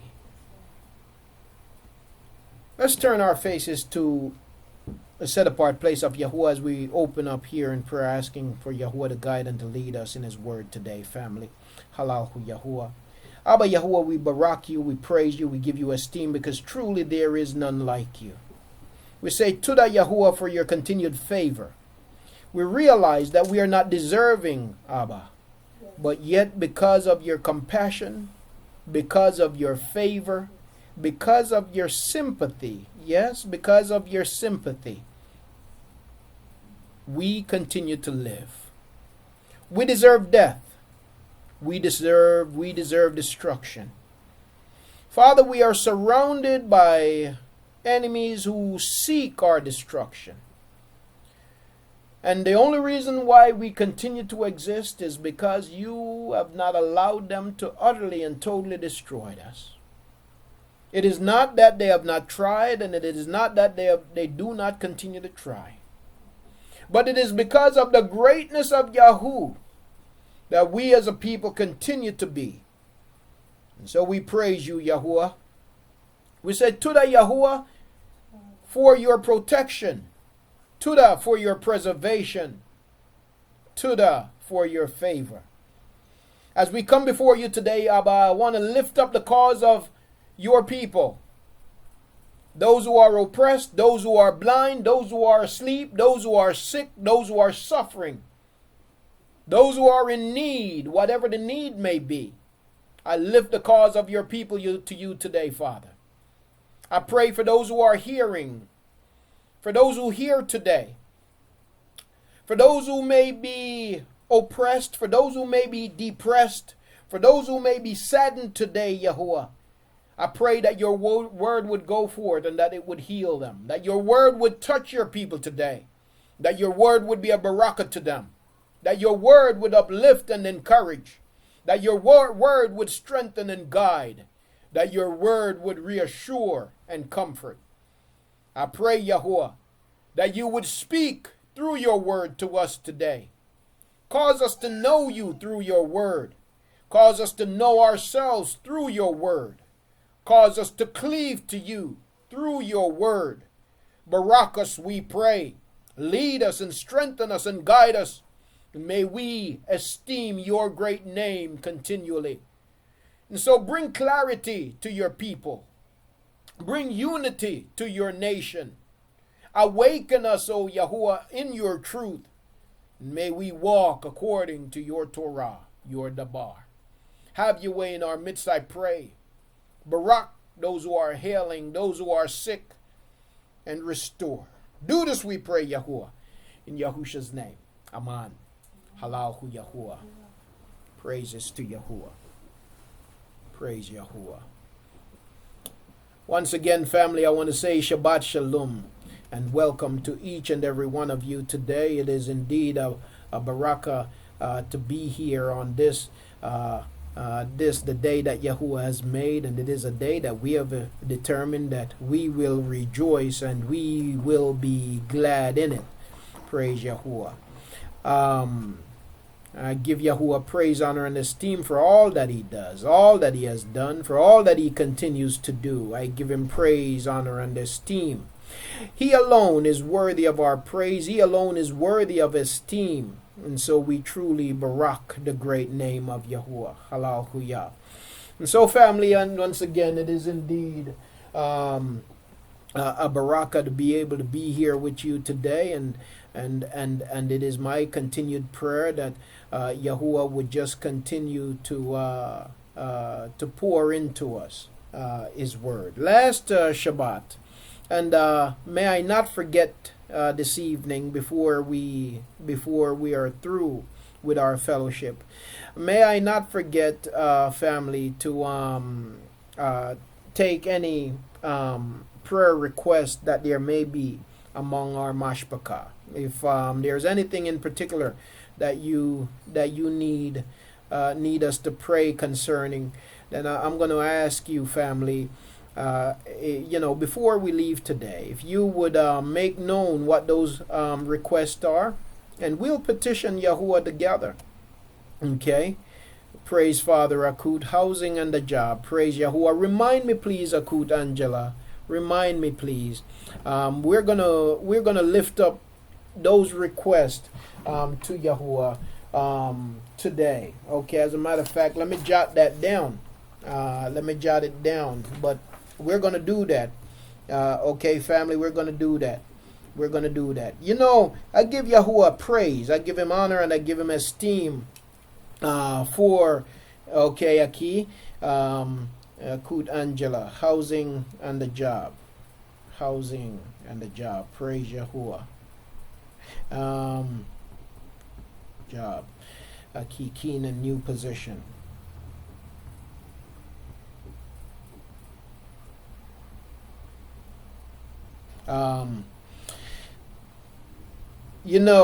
Yahuah truly does continue to work.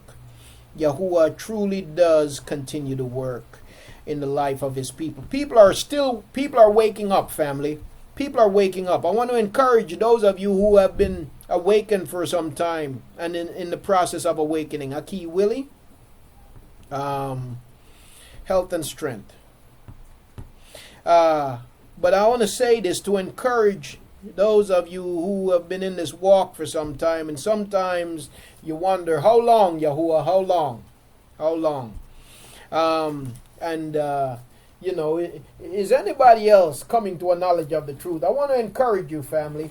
I want to encourage you because it is encouraging to me. It is a barakah to me from time to time when I hear from people, and I hear from people who send me messages saying, you know, I just came out of the church. I came out of the church a month ago, 3 months ago, 6 months ago, or whatever, and I came across your channel, or I came across the website, and it's really been helping me, and it's really been a barakah.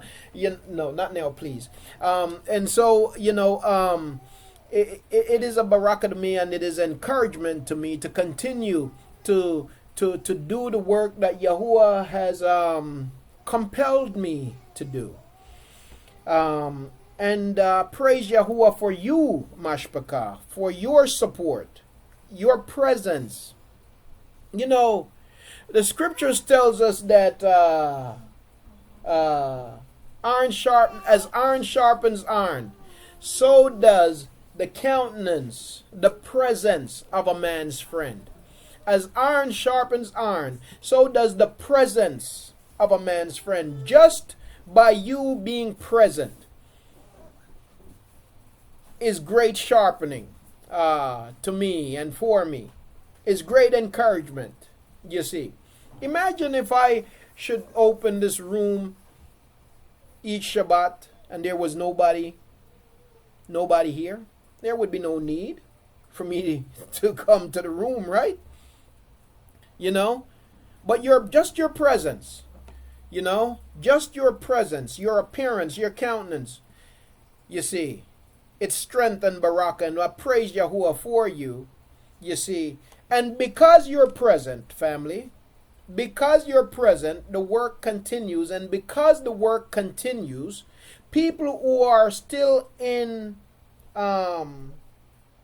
places of darkness, in places of deception, they're coming to a knowledge of the truth.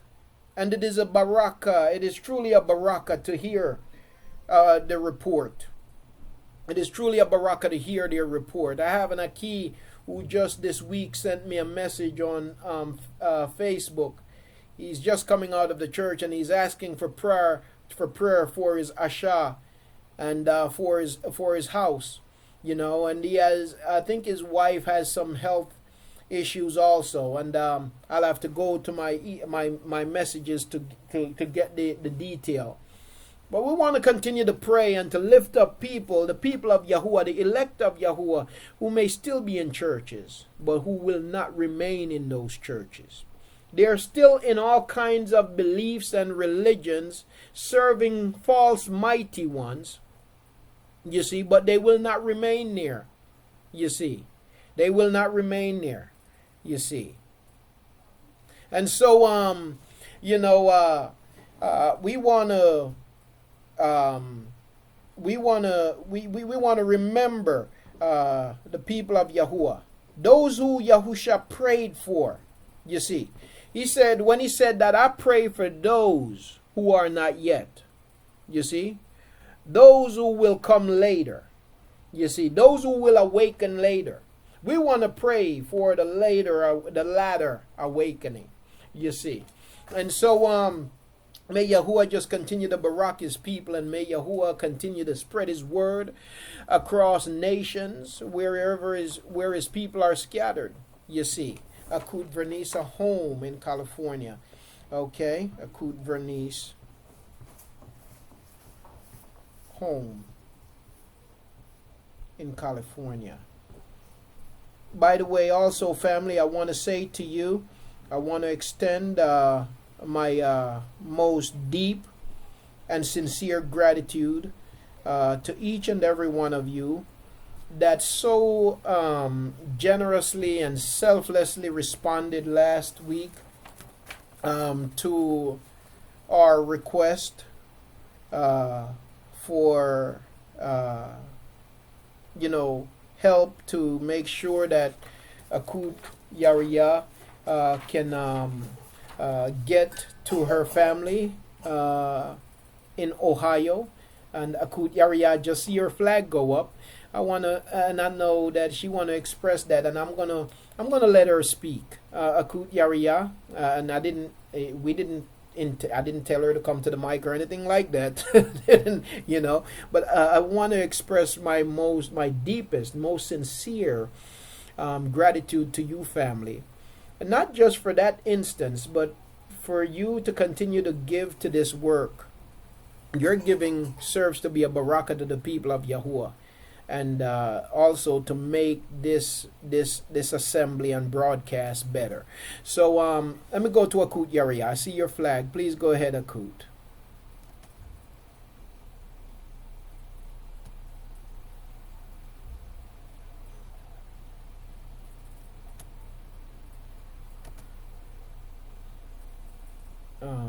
We can't hear Akut Yaria for some reason. Let me see if I can help to get her on. Where's Akut Yaria? Bear with me here, family. Let me see if I can find Akut Yaria and get her on here. Okay, I'm gonna unmute your mic for you, Akut. Okay, are you there, Akut? Tuda, Shalom, I'm here. I'm going to call in because sometimes it's hard for you to hear me. I don't understand. Okay, I'm hearing you nice and clear now, Akut, but if you want to call in instead, 52... okay. Yeah, let me mute this mic that's open. Okay, 520-788, your phone line is open. I had to mute it, but I'm going to unmute, so if you could mute it from your end, I don't have to mute it on this end. Okay. I believe I did. That's me. Okay. Because I was going to call in. Okay. But praise Yahuwah. I have arrived here. I'm in Cleveland right now, and I did want to come forth. I wanted to wait till the right moment. I'm just so grateful to all of my Akima Kayut who were so giving and I would like to just request prayer for myself that the burden that I'm carrying right now, not necessarily for here to bury my brother, but to speak or let the seed of the word of Yahuwah fall upon some ground. Yes. Because I do have a burden to speak something. I just don't know exactly when or where. Yes. Right now, and I'm just when we come home to our families, always it's kind of a challenge in many ways. Yes. But praise Yahuwah, I'm happy that I was able to get on, and I just wanted to tell everyone of my deep gratitude and my love for you all, and continuing to pray for us as I go through this thing. Allow Yahuwah. It's gone. I think for him right now, but Yahuwah is the Elohim of the living. So those of Yasharal that are still alive and those that have an ear to hear is where I want to kind of plant a seed. So that's my prayer, and praise Yahuwah. I'm going to release the mic. Amen. Praise Yahuwah, and to the Akut, we also say to the Yahuwah for getting our Akut from Arizona to Ohio safely, and so we give Yahuwah praise, honor, and esteem for that. We also ask for the safe return of our Akut, and we ask you, Yahuwah, that you would barak her, and that you would open doors, give opportunities, that you would use her that those who remain asleep may hear and at least hear the knowledge of your truth. We know, Yahuah, that not all will respond, that not all will come, but we just ask for an opportunity that your truth would be heard. And so we just ask that you would barak your daughter and that you would use her uh, uh, for your esteem and for the benefit of your people. Praise Yahuah. I see Akut Al Yashaba. Akut Al Yashaba, please go ahead, Akut.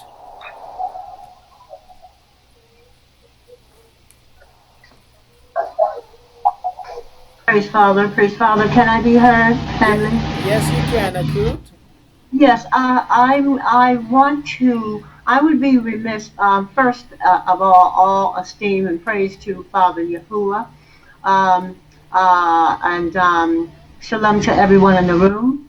I want to. I would be remiss if I did not ask Father for the following. Years ago, when I was a child, my family ostracized. My father ostracized my entire family, and I don't know where they are right now. And I know that Father is omnipotent, and he can bring forth situations that seem impossible to us. Mm-hmm. So I'd like to put a prayer in that Father, and I have been praying myself, but I would be remiss if I didn't mention it today. Yes. That Father would, in His mercy and in His own way, bring me back together with my family that my father ostracized so many years ago. And that is my prayer. I have a huge family, and I don't know where they are. Yes. So I want to put that prayer forth also. And I know if it's His will, He will bring me, He will bring us together. Those that He wants to bring together. Indeed. Thank you so much for the mic. Praise Yahuah. And to the Akut, we're gonna make sure that we pray concerning that also. To the praise Yahuah. So again, family, if you can think of, if you have some request, anything that you would like for us to pray for, before we leave here today, we're going to pray together about these things. We're going to seek Yahuah's face and His favor in regards to the need of His people, the needs of His people.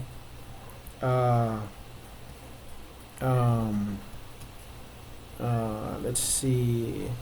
Let me just read from Aki Derek. Aki Derek wrote, "Just thought of something. The Shabbat was also meant as a rest for the land, and when we consider the parable about the soils, that the seed, I'm sorry, I got to scroll, that the seed falls upon, it would make sense that if we are observing Shabbat, Yahuah improves the quality in us for the seed to take root and bring forth good fruit." Absolutely, Aki. Absolutely. Indeed, indeed. Indeed. Just as rest is important to the land, rest is important to the body, and vice versa. And when the body rests, the true seed, the word of Yahuah, can take root. When the heart is not distracted, then the true seed can take root. So yes, absolutely, indeed, great observation, Aki, and that is indeed so. No, I'm sorry, Aki. Let me take a look over there on YouTube. Let me go to YouTube. Bear with me just for a second. Let me go to YouTube. Okay. Let's go to YouTube. Okay, so there's a request on YouTube. Let me see. By the way, let me say Shabbat Shalom to Akut Kaya. I'm sorry, Akut. I had missed earlier saying Shabbat Shalom to you. Shabbat Shalom to you and to your Bayat, Akut. Wonderful to see you as always. Okay. let's see. And I'm sorry too, family. I just saw where Akut Carmen must have posted on Fuse trying to let me know of the request here on YouTube. And sometimes I don't see everything that's on this board on Fuse, family. Sometimes I'm not looking at the board right at that moment and something skips past, because it goes up as someone types and I might miss something. So I don't always see everything that comes up on the board, and I want to apologize for that. Let's see. I'm just looking. Praise Yahuah. I want to say Shabbat Shalom to you. And Praise Yahuah had posted from Tahalim, Psalms 119, verse 42. Your righteousness, or your set apartness, your Kadashim is an everlasting Kadashim, righteousness, set apartness. And your Torah is the truth. You are near, O Yahuah, and all your commandments are truth. Halahu Yahuah. Praise Yahuah. Akut Cynthia, I said for a person that is harassing me to leave me alone, and for shalom. Yes, indeed. We're going to pray about that. We're going to pray about that. That's Akut Cynthia.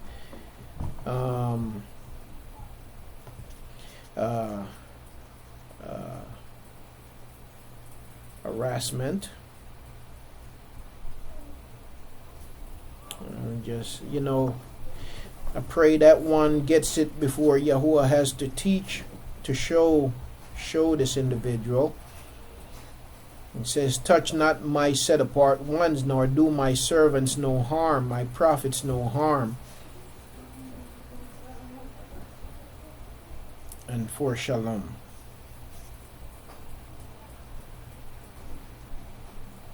May Yahuah keep you protected and safe, and may he drive that one away from you. We're going to be lifting that up as a petition to Yahuah.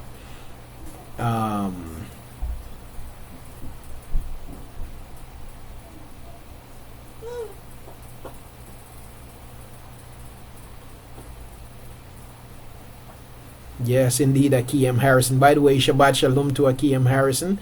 Shabbat Shalom to you, Akiem. And anyone that I missed saying Shabbat Shalom to, I just want to greet you now and say Shabbat Shalom to you all, Mashpaka. Okay, so let's, okay, so I've jotted those down, and we'll continue to update the list as time goes on. We're going to lift these petitions to Yahuah, and so we'll do that as time goes on, family. Okay, now, let's see. Yes, that is they have been fighting and persecuting. Yes, indeed. Praise Yahuah. Okay, family. So last Shabbat, we were in the book of as we continue our study in wisdom. Last Shabbat I want to look for something here real quick. Last Shabbat we were in the book of Esdras, as they say, chapter 7, and we were looking at concerning wisdom now, because when it comes to life and death, there is much ignorance, right? And Christianity have given us a lot of false stuff, right? Christianity has given us a lot of false stuff when it comes to life, the issue of life and death, and what the scriptures actually teaches about life and death. Christianity has given us a lot of falsehood, right? So we have been looking at this subject as we continue our study in wisdom. There's a lot that we will cover in our study in wisdom. We're going through the book of Mashali, which is the book of Proverbs, and we continue to go through that. And I was prompted to go to this subject of life and death. So we are also here now in the book of Esdras, or as they say, Esdras. So we're in chapter 7. Last week we looked at what happened to the wicked when they die. Okay, we look at what happened to the wicked when they die. And so this week we want to look at what happens to the set apart people when they die. Okay? That's what we're looking at. And we're going to cover some more things. Aki Trevin mentioned Baruch, first Baruch chapter 4. We hope to go there also. We'll look at that also today. And then we're going to go back to the book of Mashali, the book of Proverbs. I don't know if we're going to get back to Mashali today, Proverbs. But we'll see if we get there. If not, if we don't get there today, then we'll get back to chapter 7 next week. I'm looking for something here, family, to put on the screen. Yeah, but if we don't get there today, back to Mashali or Proverbs today, then we'll get back to it next week. But this is still a continuation in wisdom, of our study in wisdom. We're still continuing our study in wisdom. And right now we're dealing with life and death and judgment and so on. We talked about hell last week. Talked about what hell is, where that idea of hell came from. We talked about that last week as we talk about death. Because we don't want to follow any vain tradition. We don't want to follow any false truths. We want truth. You see, we want truth. That's all we want. All we desire is the truth. We desire the truth, the whole truth, and absolutely nothing but the truth. You see, that's what we desire. The truth, the whole truth, and absolutely nothing but contextual truth. That's what we desire. And if anybody come with anything that they profess to be truth, and it's not based on context, then it is a lie. And that's why we say what we desire is the truth, the whole truth, and nothing but the contextual truth. Okay, so we're going to continue to search the scriptures on these things. All right, we're going to continue to search the scriptures on these things. So I'm going to put on the screen here momentarily. I'm going to put on the screen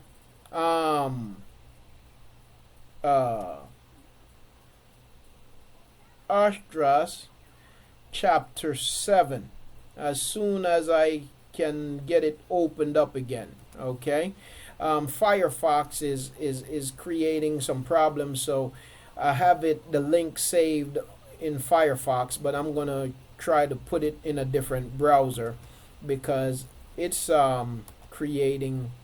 it keeps crashing. So I'm gonna change browsers so it don't become an issue.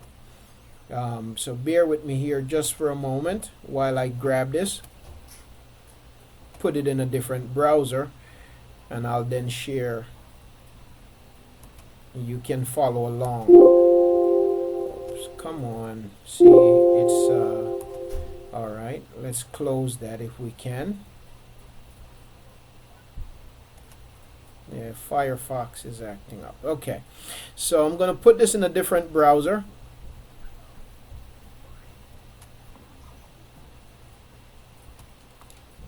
Bear with me while I do that.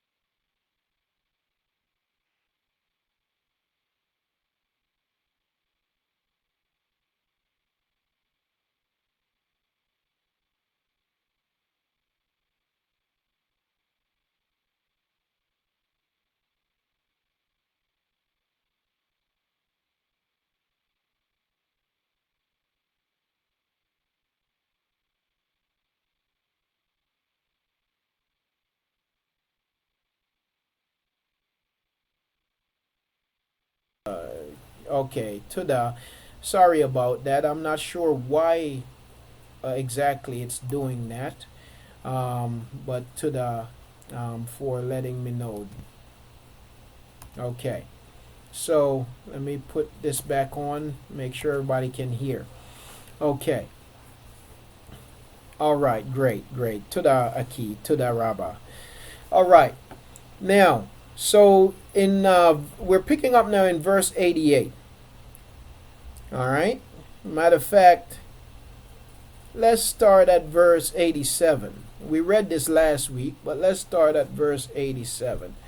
Or verse 86. I just want to connect to where we left off last week. The sixth way they shall see, talking about the wicked, how some of them will cross over into torments. So last week we looked at 7 things that happen to the wicked when they die, right? And we looked at the fact that one, when the wicked dies, they'll realize, as a matter of fact, they'll realize in death that basically the repercussion or, how should I put it? How should I put it? Yeah, let me say the repercussion of having scorned.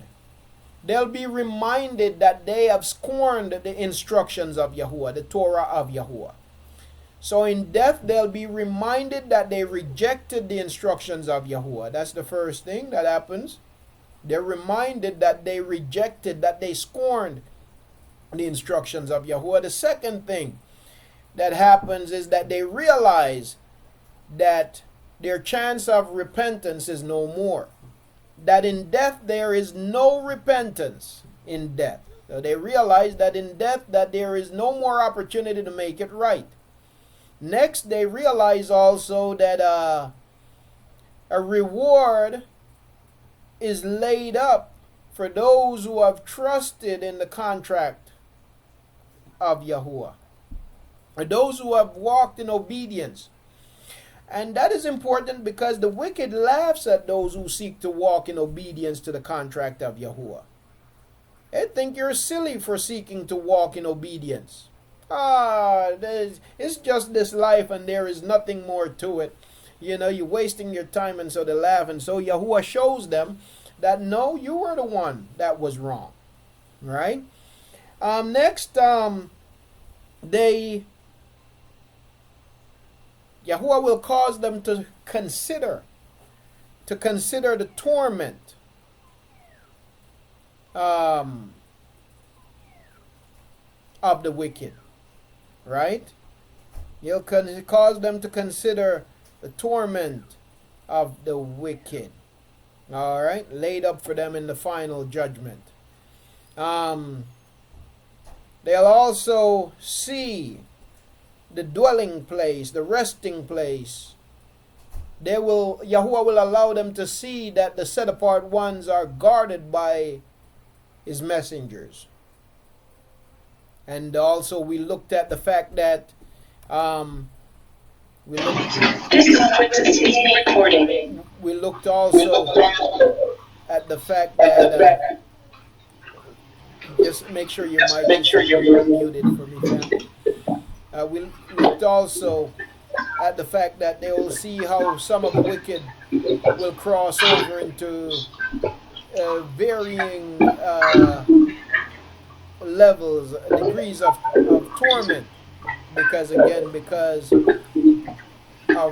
reward. Okay? Just bear with me here. Microphone's open. Okay. All right. So they'll see all this. Also, the seventh thing that the wicked will experience, which is worse than all the ways that have been mentioned, it's the fact that they will waste away in confusion and be consumed with shame and shall wither with fear at seeing the esteem of the Most High, in whose presence they transgressed, they sinned while they were alive, and in whose presence they are to be judged. Okay? So they will see that. Alright?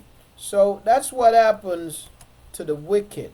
Now, family, I'm trying to get this thing to cooperate. It's not, seem to be not.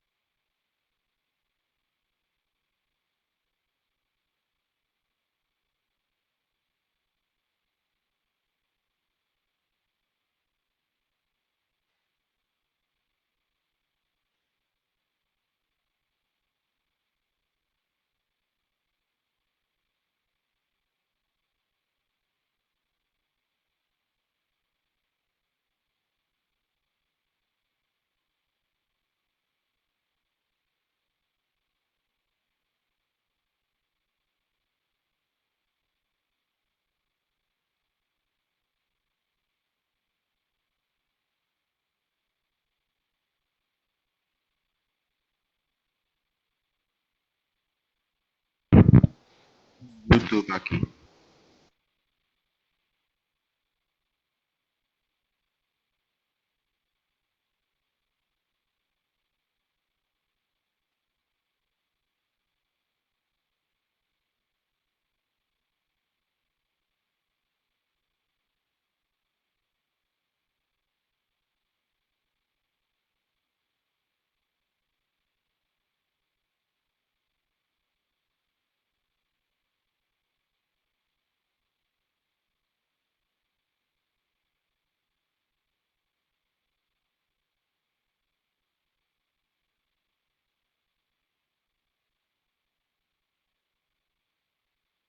No, sorry, no sound on YouTube.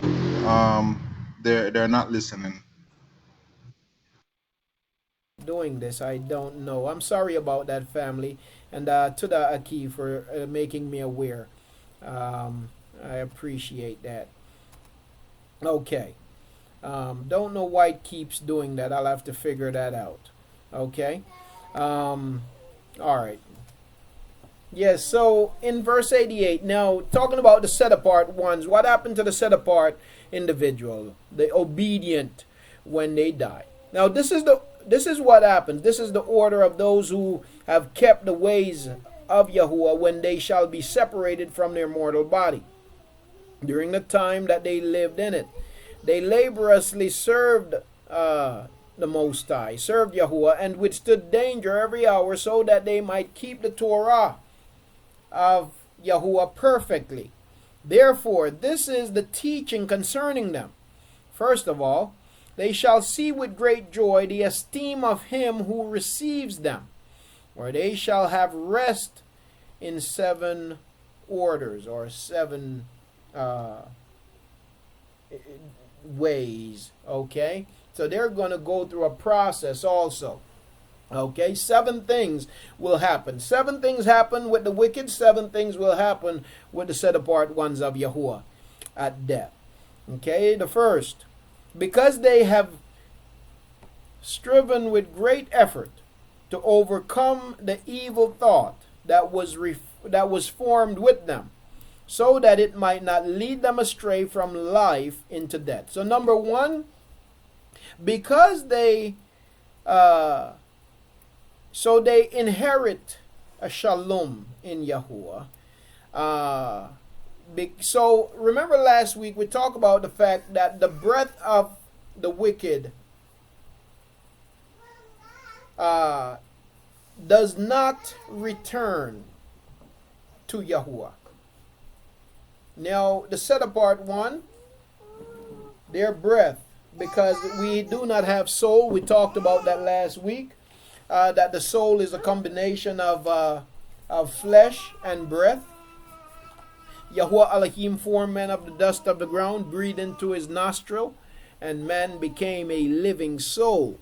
So soul is the combination of flesh and breath, dirt and breath, right? So we come from the earth, and to the earth we return. Now, the set apart ones, the wicked does not, the breath of the wicked, Yahuwah's breath in the wicked does not return to Yahuwah because it is not set apart. Those made set apart, made clean by Yahuwah, their breath return to Yahuwah. Okay? Because, why? Because they have made a conscious effort to live above self, to live above the temptations, the thought, the evil thoughts that we have to wrestle with on a continual basis, right? So our walk with Yahuwah, it's a continual struggle. We're struggling against self, struggling against the flesh, and we're struggling against outward forces. We're struggling against systems, we're struggling against people, and then we have to struggle against ourselves. We have to struggle against the flesh. But because we would have overcome this, then in death, our breath returns to Yahuwah. Okay? So first of all, they see with great joy the esteem of him who receives them. Okay? Now, the breath of Yahuwah is quite unique. The breath that is breathed into us, it is quite unique because it is the breath of Yahuwah. Imagine this now, of all the millions of people that have lived. And when that breath that comes from Yahuwah enters into every individual, this is the amazing thing about Yahuwah. This breath came from the one Yahuwah, but yet this breath that comes from the one Yahuwah gives every individual, of millions of individuals, it gives every individual their personality. It gives them individual personalities. Shahul puts it this way concerning the breath of Yahuwah. He says that it is because of him, it is because of this breath that we are animated. He says it is because of this breath that we live and move and breathe and have our being. So it is the breath of Yahuwah that animates us. It is the breath of Yahuwah that gives us a personality. It is the breath of Yahuwah that does all this. And so when the set apart person dies, the breath of Yahuwah returns to Yahuwah. And the breath of Yahuwah in death, both in the wicked and in the dead, have consciousness for a time. For a time. That breath has consciousness. Even though the flesh goes back to the earth, that breath has consciousness for a time. And so for the wicked, they go through this period of torment. And then Yahuwah causes them to sleep, awaiting for the trumpet of awakening, for the final judgment. For the set apart, they have awareness in their death, and they see the esteem of Yahuwah. And they too are conscious for a time, until they go into rest and are awakened by the trumpet. And the breath is reconnected with the flesh, and they stand before Yahuwah in judgment. Okay? Now, so first of all, they see with great joy the esteem of him who receives them, for they shall have rest in 7 orders. The first order, because they have striven with great effort to overcome the evil thought. Striven with great effort to overcome the evil thought. It is a struggle, family, to overcome the evil thoughts that we face on a daily basis. It is a struggle. We have struggles, right? All of us have struggles. We have to overcome thoughts. Sometimes we find ourselves thinking in ways that we don't want to think. Sometimes we find ourselves thinking about things that we don't want to think about. Sometimes we find ourselves remembering things that we don't want to remember. And this is the struggle that we as people of Yahuah face daily. But it is a struggle that we can overcome, but we don't overcome it permanently. It's a fight that we fight daily, and every time it comes up, we've got to cast down every thought and every imagination that seek to esteem itself above the esteem of Yahuah in our lives. We have to take those thoughts captive, and we have to cast them down, bring them into obedience, into the obedience of the word of Yahuah in our lives. And so on a daily basis, the set apart people, what makes us different, what makes us set apart, is the fact that we choose to take captive those thoughts. We choose to take captive those temptations, and we seek to bring them into obedience, into the obedience of the word of Yahuah, is Torah in our lives. And so the set apart one in dying, the first order, because they have striven, they strove with great effort to overcome the evil thought that was formed with them. That thought was formed with us because we were born in sin, in transgression, shaped in iniquity. And so there is no innocent person that is born.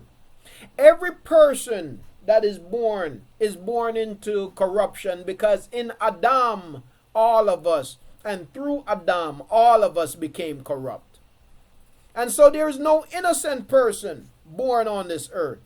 And so even when you see evil and bad things happen to people, even a child, even a little baby, just a week or a little over a week ago, an 8-year-old girl was killed in our city, just playing in front of her house. And here comes these evil fools shooting. And she got shot in the head, 8 years old. She got rushed to the hospital, and they had her on life support for a few days, and it became apparent that nothing that they did, that she was going to be able to survive other than this machine keeping her alive. And so they removed her from child support, and she died.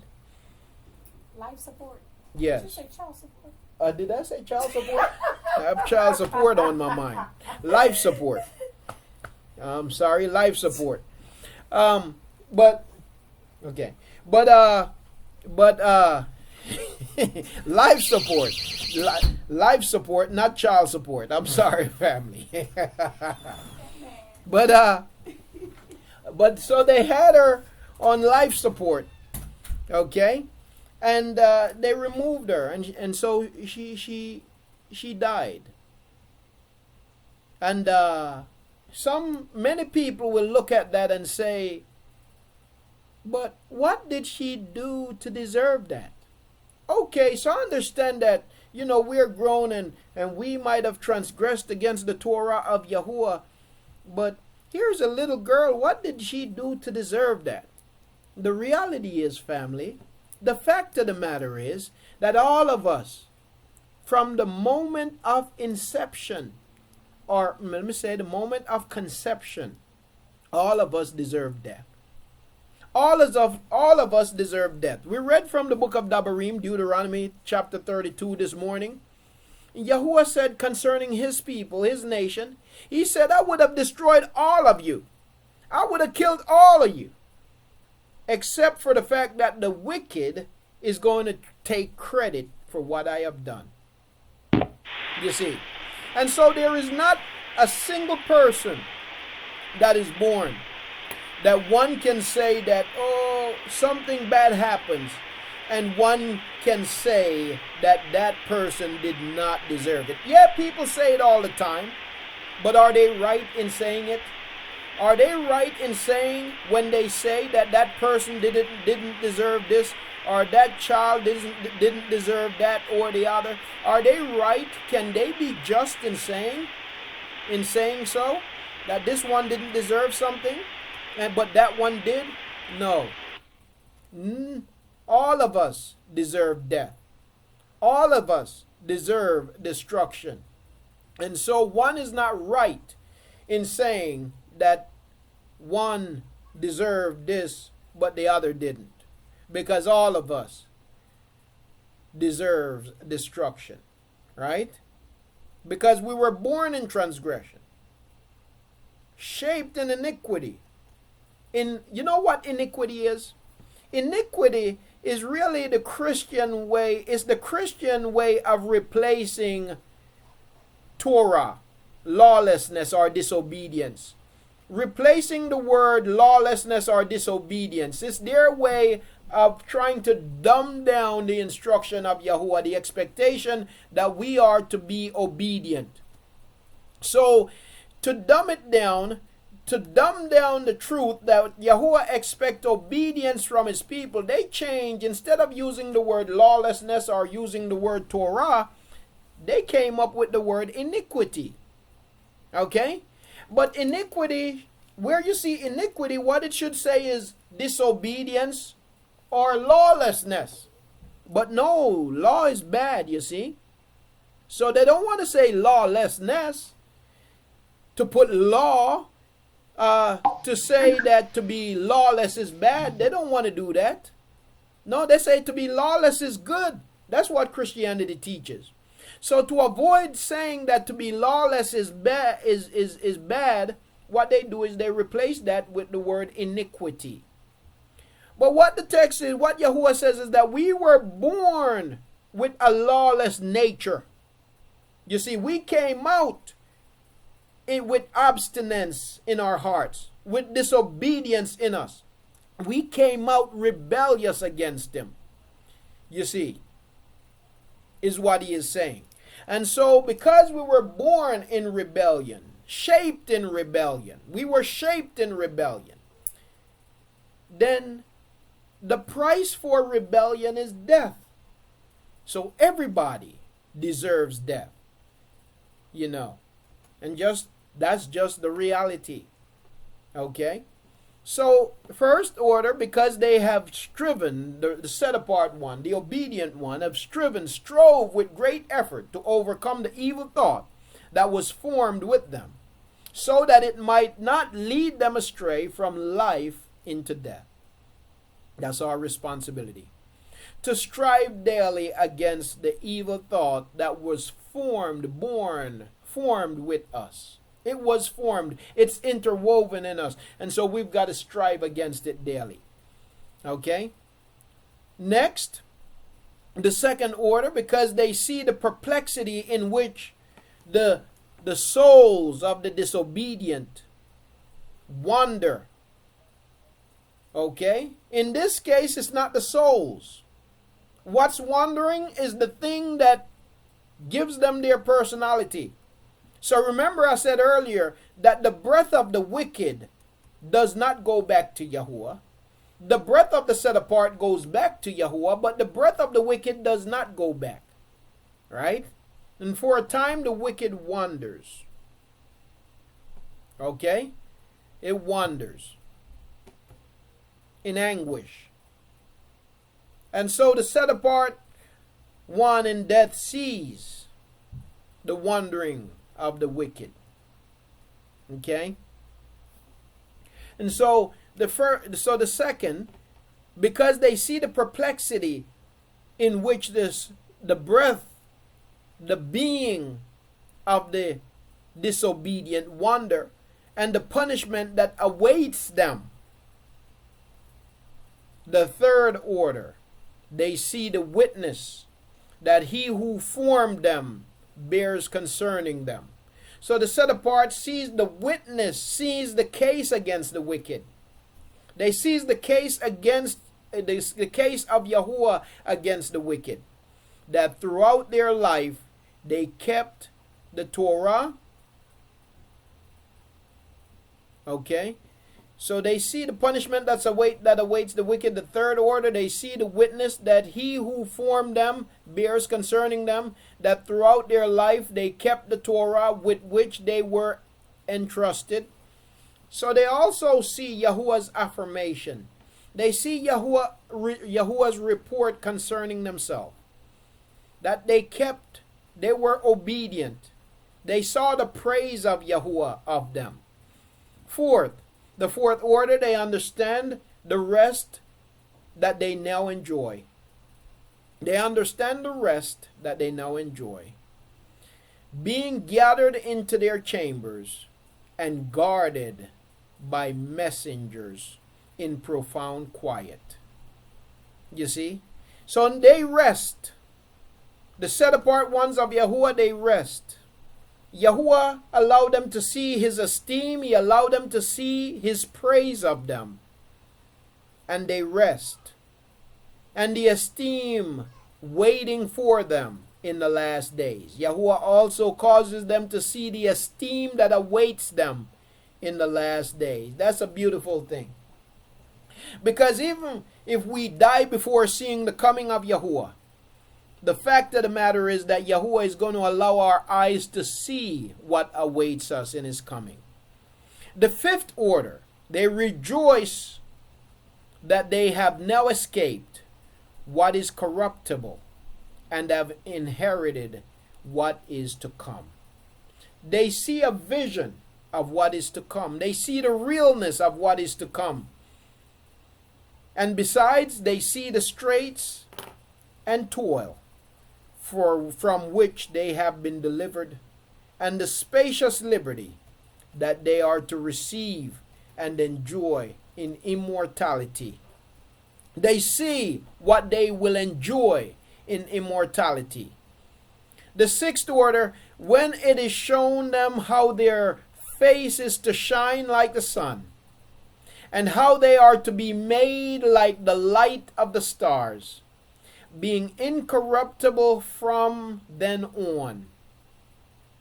So, sixth, they are shown how their face is to shine like the sun, and how they are to be made like the light of the stars, being incorruptible from then on. And seventh,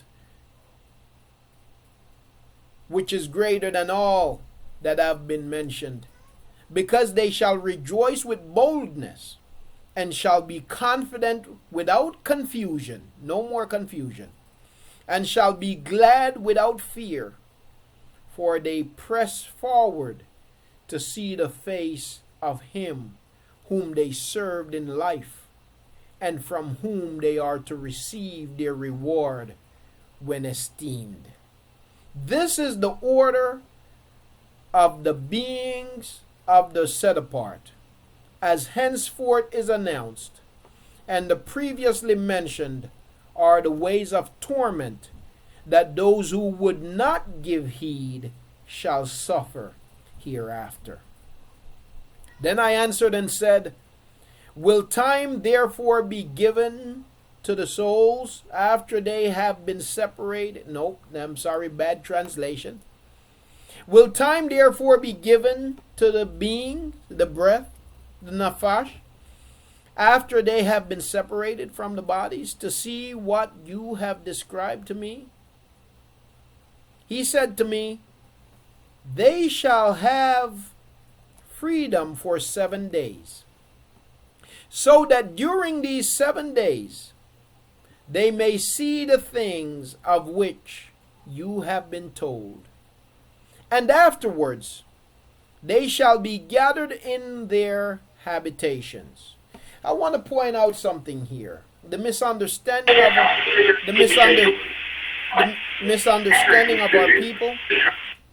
The misunderstanding of our people. And how the truths of Yahuah have been taken and misrepresented. In Jamaica and among many African cultures, there is a tradition called 9 nights. 9 nights. Anybody familiar with that? 9 nights. Anybody familiar with 9 nights? Akut Mac, I'm sure Akut Mac is familiar with 9 nights. And if there's anybody else here familiar with 9 nights. 9 nights. It's a tradition that's upheld among people of African descent. A key one, Yahuah is familiar with 9 nights. Okay, it's a tradition that's upheld among people of African descent. Now, when I say of African descent, I am not excluding Yasharal, because Yasharal is of so-called African descent. Of course, Africa and African is a new terminology. But Yasharal is of African descent because Yasharal is of what's today known as the African continent. The only reason why it's not seen that way anymore is because America and Britain made some new decree. But if their decree ain't real, what's real is what history shows. Okay? But people of African descent have this belief and this practice of 9 nights. Okay? In Jamaica, you said 9 night. Them said 9 night. Hey, y'all got 9 night. Y'all got set up. You know, they call it set up. They call it 9 night.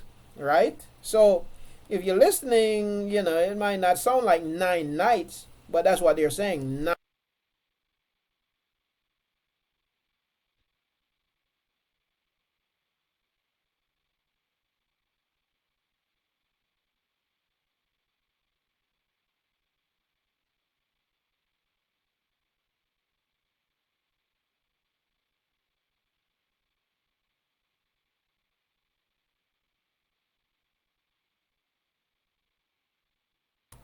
I think it has something to do with my typing. But in America, black people say wake, right? They're going to the wake, right? Well, it's the same thing. The wake, 9 night, are set up. Same thing, right? But what is it all about? What is this all about? Well, it's an African belief that when a person dies, that,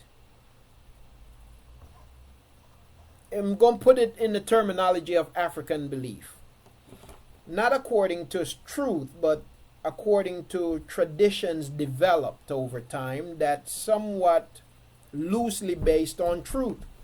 Okay? But it is the belief that when a person dies, that for 9 nights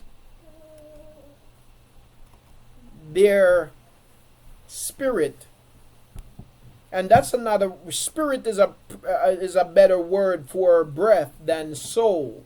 It should be spirit. But it is a belief that for 9 nights their spirit travels. Okay? Their spirit travels. This is an African belief that it goes to different places for 9 nights. And on the 9th night, it returns, the spirit returns to the home, the place where that person was living before they died. So, in this custom of 9 night, the people would come together on the 9th night of the person's death, and they would have a big get together. They would cook and they would sing and they would pray and they would do different things. They're welcoming the spirit of this person back to their home after they have been on this journey for 8 nights. Now on the 9th night they come back home, and now they make their final transition. This is according to African belief. And now they make their transition. Now the belief here kind of varies. So when Christianity came into the picture, the belief from this point now goes to, now they transition and they go to heaven. Okay? So this is where they make their transition and they go now permanently to heaven. That's where Christianity came and influenced that. But in the more traditional African belief, traditional African belief don't teach that people goes to heaven. What traditional African belief teaches is that the spirit of the ancestors are with the people and they even come back in the people and so on and so forth. But they don't teach in traditional African beliefs that the being actually goes to heaven. Anyway, whatever path it takes, it's all corrupted. What the scriptures teaches is that for 7 days, so concerning the wicked and concerning the set apart, for 7 days the dead is conscious. The spirit of the dead is conscious for 7 days. And the wicked experiences torment and see what his final judgment will be in those 7 days. Not 9 days, not anything else, but 7 days. So for 7 days, the spirit of the dead is conscious. The set apart person dying in set apartness is conscious of the esteem of Yahuah, the promise that they will live out on the earth, and the shalom of Yahuah. They will have the opportunity of seeing their resting place being guarded by the messengers of Yahuah, just like the resting place of Yahusha was guarded by the messengers. We remember that, right? We remember that messengers guarded the tomb in which Yahusha laid. We remember that. In the same way, according to the scriptures, according to the book of Esdras, the resting place of the people, the set apart people of Yahuah, are guarded by the messengers. So in the same way that the messengers guarded the resting place of Yahusha, in the same way the messengers guard the resting place, which is the tombs of the people of Yahuah, the set apart people of Yahuah. So if Yahuah would open our eyes to see what we would see, Mashpaka, in the death of the people, in the death of the set apart ones, we would see a beautiful sight. We would see the messengers of Yahuah, the beings of Shamayim, guarding the resting places of the set apart people, the set apart people of Yahuah. Now Yahuah caused the set apart ones in death to see this, to behold this. And then he also caused them to see the restoration of their land. He caused them to see the restoration of their land and the restoration of their earth, of Arats. And he caused them to experience the shalom that they'll experience. But this experience is only temporary. It lasts for 7 days. And then they go to sleep and are awakened by a loud trumpet. The set apart ones in the final judgment will rise first. And then comes the judgment of the wicked. Now, why will the set apart ones rise first? We read also in the book of Thessalonians that in that day that the trump of Yahuah will sound, the voice of Yahuah will cry out. His voice is like that of a trumpet. It will awaken those who are dead, those who have been asleep, the set apart ones of Yahuah. It says that those who are alive and remain until his coming will be caught up to meet him in the air, and then the dead will awake. Or the dead will awake, and then those who are alive and remain will be caught up to meet him in the air. Our bodies will be changed, right? And then comes, so the set apart ones are gathered to him first. And then the wicked is awakened. The set apart ones had to be gathered first. You know why, family? You know why? because we are going to have a role in the judgment of those who have oppressed us. That's why we're going to have a role in the judgment of those who have oppressed us, and we will even judge the disobedient messengers, those who have disobeyed and turned away from Yahuah. That's why Shaul says that we ought to judge among ourselves. He says, know you not that you will also judge the messengers of Yahuah? Christianity teaches that thou shalt not judge. Christianity teaches that you can't judge. You must not judge. The scriptures tells us that we have a responsibility to judge. But we must judge in rightness. We must judge according to the word of Yahuah. We must judge in righteousness. You see, we must judge according to his word. And that's why Shaul says, know you not that you will judge even the messengers of Yahuah, and we will judge the wicked. The wicked will stand before us, they have oppressed. Just like in the parable of the rich man and Lazarus. When the rich man saw Lazarus cleaned up and inheriting the set apart reward of Yahuah, the wicked will look upon us, the ones they have smitten. You see, they'll look upon us, the one they have smitten. Now, going back to the writings, 2nd Esdras, chapter 7,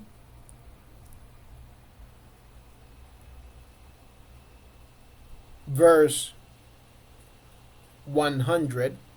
Then I answered and said, will time therefore be given to the beings, to the spirit, after they have been separated from the bodies, to see what you have described to me? He said to me, they shall have freedom for 7 days, so that during these 7 days they may see the things of which you have been told. And afterwards they shall be gathered in their habitations, in their dwelling places, the grave.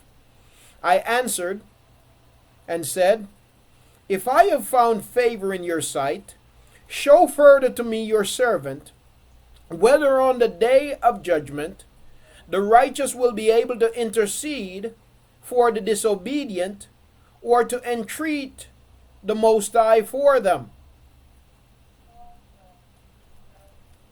Fathers for sons, or sons for parents, brothers for brothers, relatives for their kindred, or friends for those who are most dear.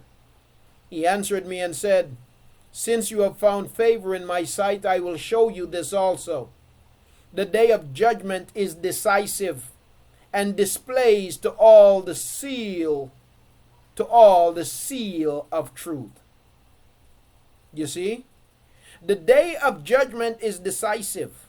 So that where people teach, and some religions teach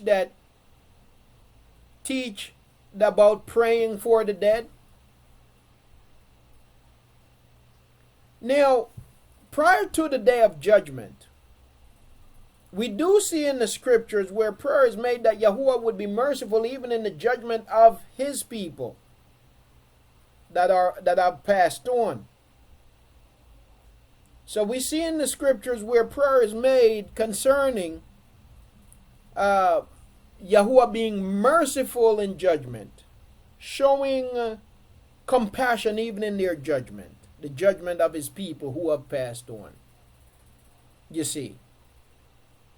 But, so one, we see in the scriptures where prayer is made, not that they would be snatched back from judgment, but that Yahuah would show sympathy in his judgment. You see, not that they would not see torment, but that Yahuah would show sympathy, that he would lessen the torment, so to speak. You see. Now, but there are religions that teach, and even Christianity, that teach that somehow you can pray for the wicked out of judgment, pray them out of judgment, and that is not so. Okay? Microphone is open there, Mashbaka. Just check your mic for me. Neither shall anyone lay a burden on... Okay, where are we at now? He answered me and said, since you have found favor in my sight, I will show you this also. The day of judgment is decisive, and displays to all the seal of truth. Just as now a father does not send his son, or a son his father, or a master his servant, or a friend his dearest friend, to be ill, or sleep, or eat, or be healed in his place. Everyone will have to give an account for himself. So no one shall ever pray for another on that day, neither shall anyone lay a burden on another. For then all shall bear their own set-apartness and disobedience, or obedience and disobedience. I answered and said, how then do we find that first Abraham prayed for the people of Sodom, and Masha for our ancestors who transgressed in the desert, and Yahusha after him for Yasharal in the days of Akan, and Shamuel in the days of Shaul, and Dahud for the plague, and Shalomah for those at the dedication, and Al-Yahu for those who received the rain, and for the one who was dead, that he might live, and Kalakyahu for the people in the days of Sennacherib, and many others prayed for many. So if now, when corruption has increased and disobedience has multiplied, the set apart have prayed for the disobedient, why will it not be so then as well? He answered me and said, this present world is not the end. The full esteem does not remain in it. Therefore, those who were strong and prayed for the weak. But the day of judgment will be the end of this age and the beginning of the immortal age to come, in which corruption has passed away. Disobedient indulgence has come to an end. Unbelief has been cut off, and righteousness, set-apartness has increased, and truth has appeared. Therefore, no one will then be able to have sympathy on someone who has been condemned in the judgment, or to harm someone who is victorious. So what he is saying, what Yahuah is explaining here to his servant, is that when we come to live with him, to live in pureness, to live in true set-apartness, we will not... You see, the thing that causes us to hurt so much and to pain so much when someone dies is because deep down on the inside of us, we think, ultimately they really didn't deserve this. It's my loved one and they shouldn't have died, and they didn't deserve death. And so it hurts us badly. But that's because we don't have full understanding. But what Yahuah is explaining here is that when all things are restored and we are living in truth and full understanding, there will be no grieving over who has died, because we will have true and pure understanding. We will have an understanding of true set-apartness. And we will understand, when we have an understanding of true set-apartness, we will understand that there is no place for unset-apartness in true set-apartness. There is no place for disobedience among obedience, you see. And we will understand that all of the actions of Yahuah are just. we will understand that all of the actions of Yahuah are just. And so when we understand the justness of Yahuah, the justice of Yahuah, and that he act justly, there will be no regrets nor sadness. You see, we grieve to the extent that we grieve because currently we lack understanding. We lack knowledge. And therefore we grieve in the way that we do because of this lack of knowledge and understanding. He goes on to say, I answered and said, this is my first and last comment. It would have been better if the earth had not produced Adam, or else. This is us, this is us, people. This is us. So now he is still trying to find a way to blame Yahuah for the mess up of his people. So he tried a few things. This is Atzarah speaking to Yahuah. And the bottom line is the people have been disobedient and they're being judged. And he's looking for a way to tie it all, somehow to put it on Yahuah. And Yahuah is explaining patiently to him the whole thing. And none of it has worked. Nothing that he tried to pin stick. He's trying to kind of take it off of us, off the people, and put it on Yahuah. And none of it has worked. Yahuah has been patient in explaining. So now here's the last ditch effort. Okay, one more point, Yahuah. Don't you think that it would have been better just not to create man? In other words, you're all knowing. You know the end from the beginning. Now you knew that man was going to mess up. You knew that we were going to be disobedient. And so therefore, if you know that we're going to be disobedient, why then bother to create us now to the point that now you got to chastise us? Ain't that a little something on your part? You know? Wouldn't it have been better just not to create man? This is what he's asking. So, he says, I answered and said, this is my first and last comment. It's not his first, but it's certainly his last. It would have been better if the earth had not produced Adam, or else, when it had produced him, had restrained him from transgressing, from sinning. For what good is it to all that they live in sorrow, and now expect punishment after death? O Adam, O man, what have you done? For though it was you who transgressed, the fall was not yours alone, but ours also, who are your descendants. For what good is it to us if an immortal time has been promised to us, but we have done deeds that bring death? And what good is it that an everlasting hope has been promised to us, but we have miserably failed? Or that safe and healthful habitations have been reserved for us, but we have lived wickedly?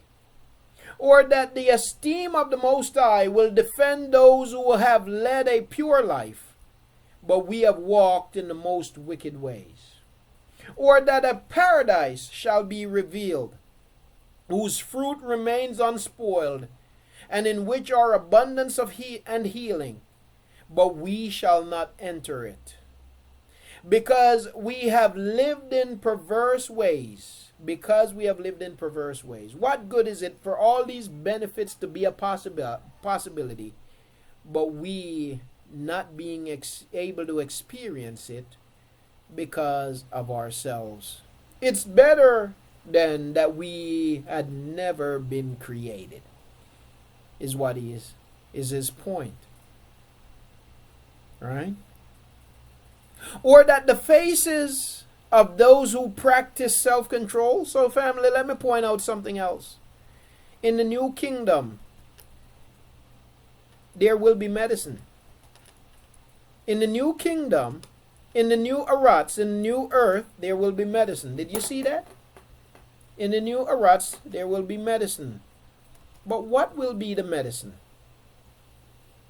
Are we going to have these doctors mixing up all of these potions? No, that's not going to be our medicine. What's going to be our medicine is what was always intended to be our medicine. Our food. Our food. The trees. You see? What's going to be our medicine is what was always intended to be our medicine. The leaves of the trees, our food. You see? Yes, indeed. Now, or that a paradise shall be revealed. Okay. Where was I at? Verse 25, or that the faces of those who, where was I at?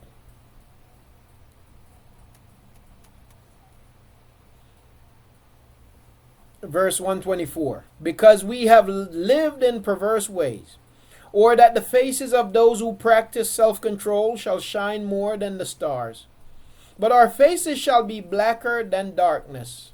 Wait. Our faces shall be blacker than darkness. Now I just got to be, listen, we just got to deal with the evidence, right? We're dealing with evidence, right? What do we want? Everybody in this place, what do you want? Do you want the truth, the whole truth, and absolutely nothing but the contextual truth? Is that what you desire, family? I don't care what complexion you are in this assembly right now. I don't care if you're so-called black or if you're so-called white. The only thing I want to know is, what do you want? Do you want the truth, the whole truth, and absolutely nothing but the truth? If that's what you want, if you could just put a 7 on the board for me. If you just could put 7 on the board for completeness, complete truth, if that's what you want.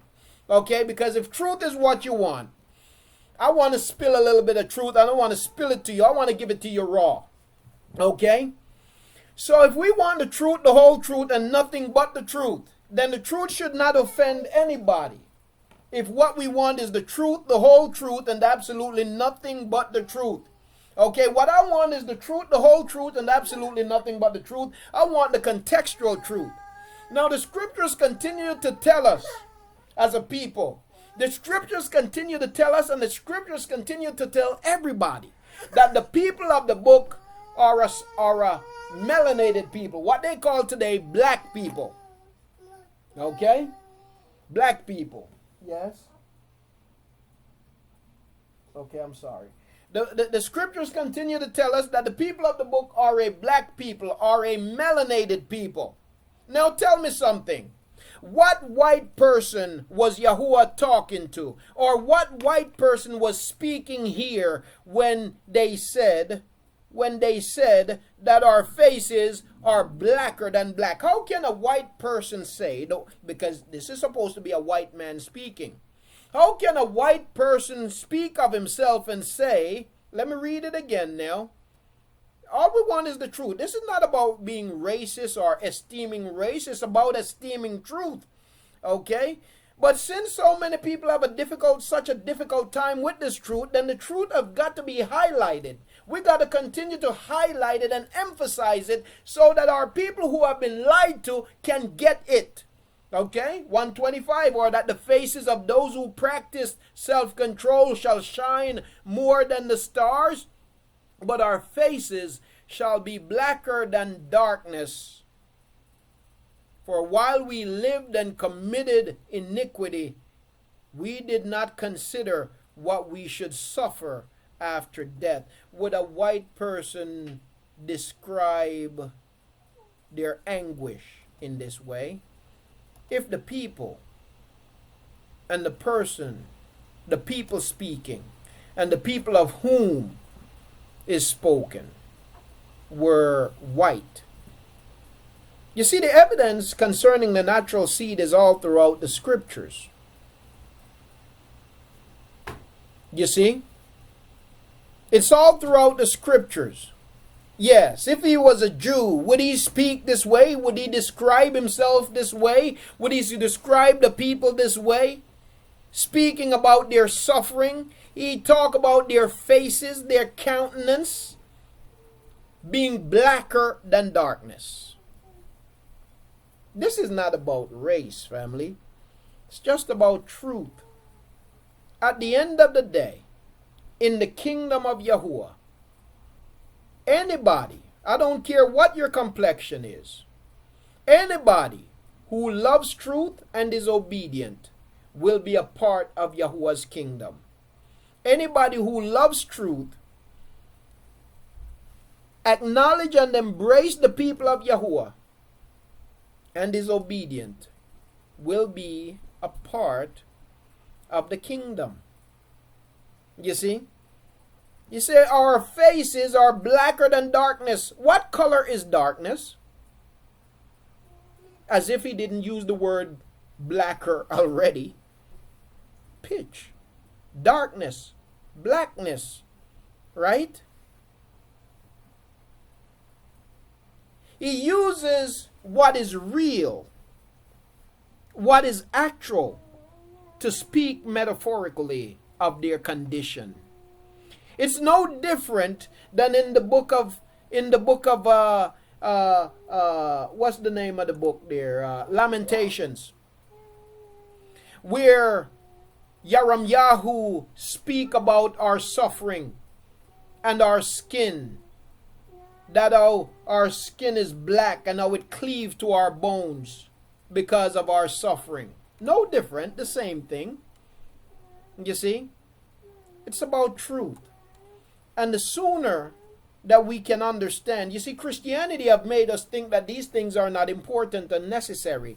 Well, you know the only reason why it's important, and you know why Yahuah knew it would be important. Yahuah knew it would be important, and that's the reason why he put it in the word. Because he knew that a people would come who would try to say the opposite.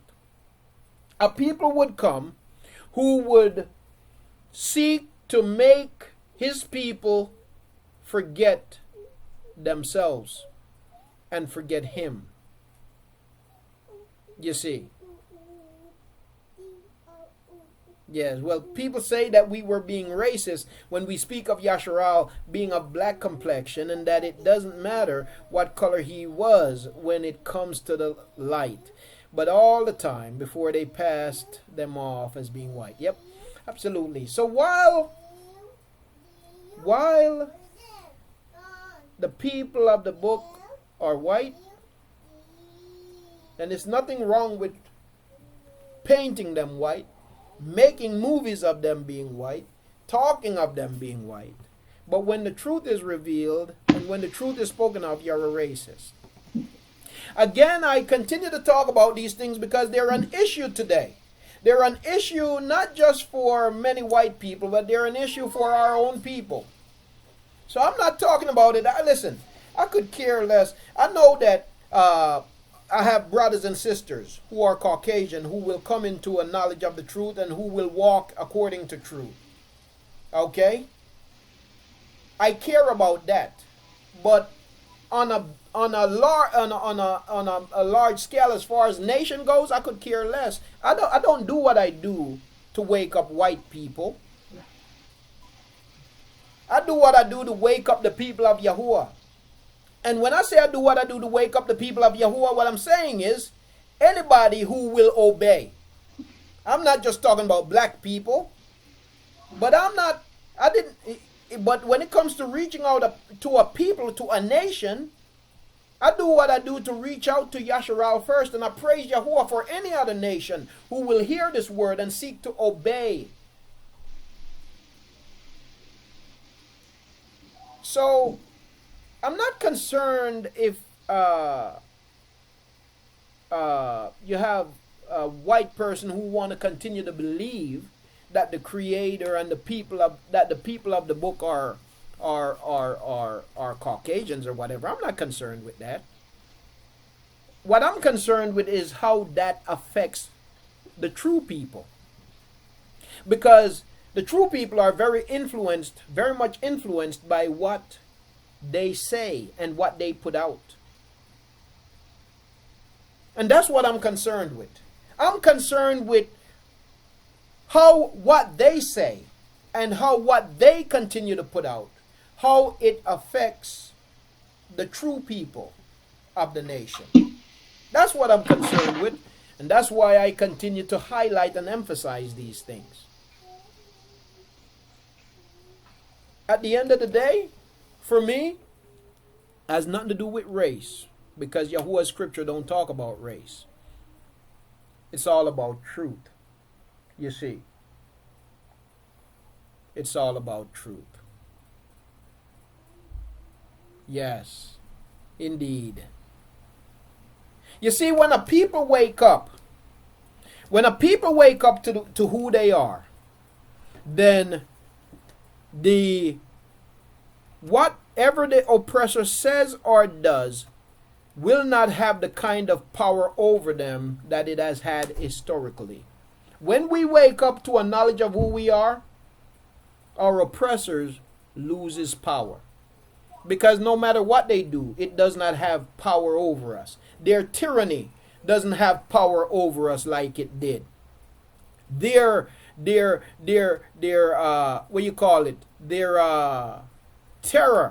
doesn't have power over us like it did when we come to a knowledge of who we are. You see?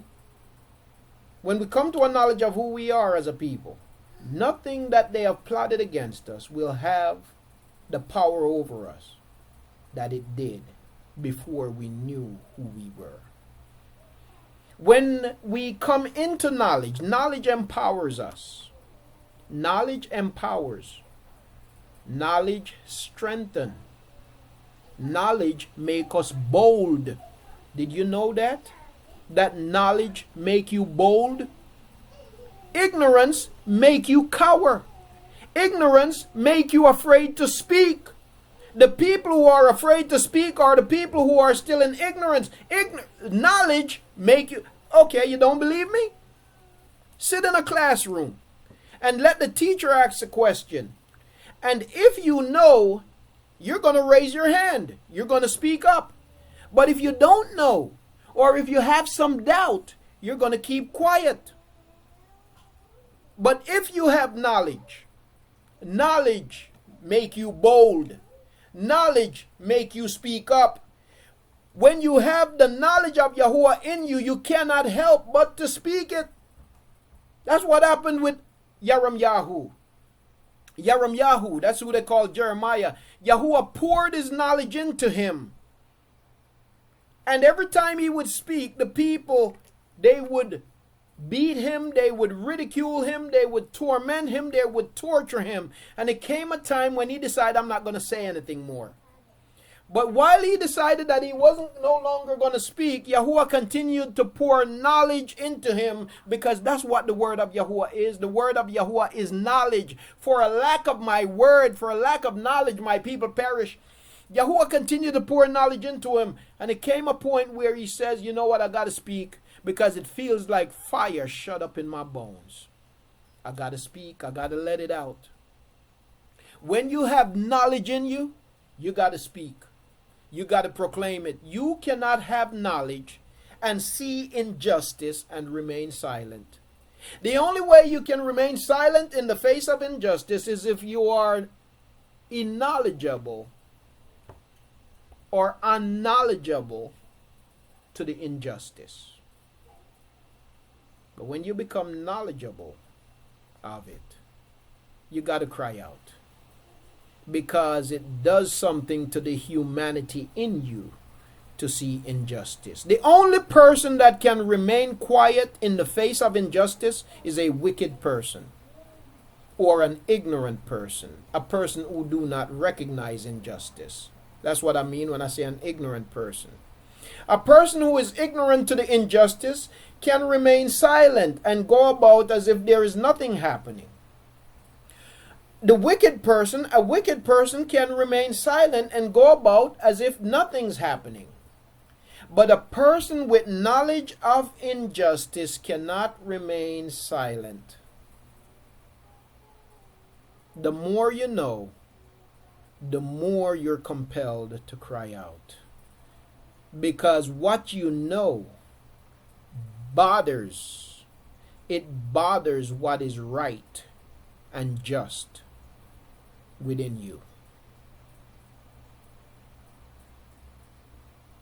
You see.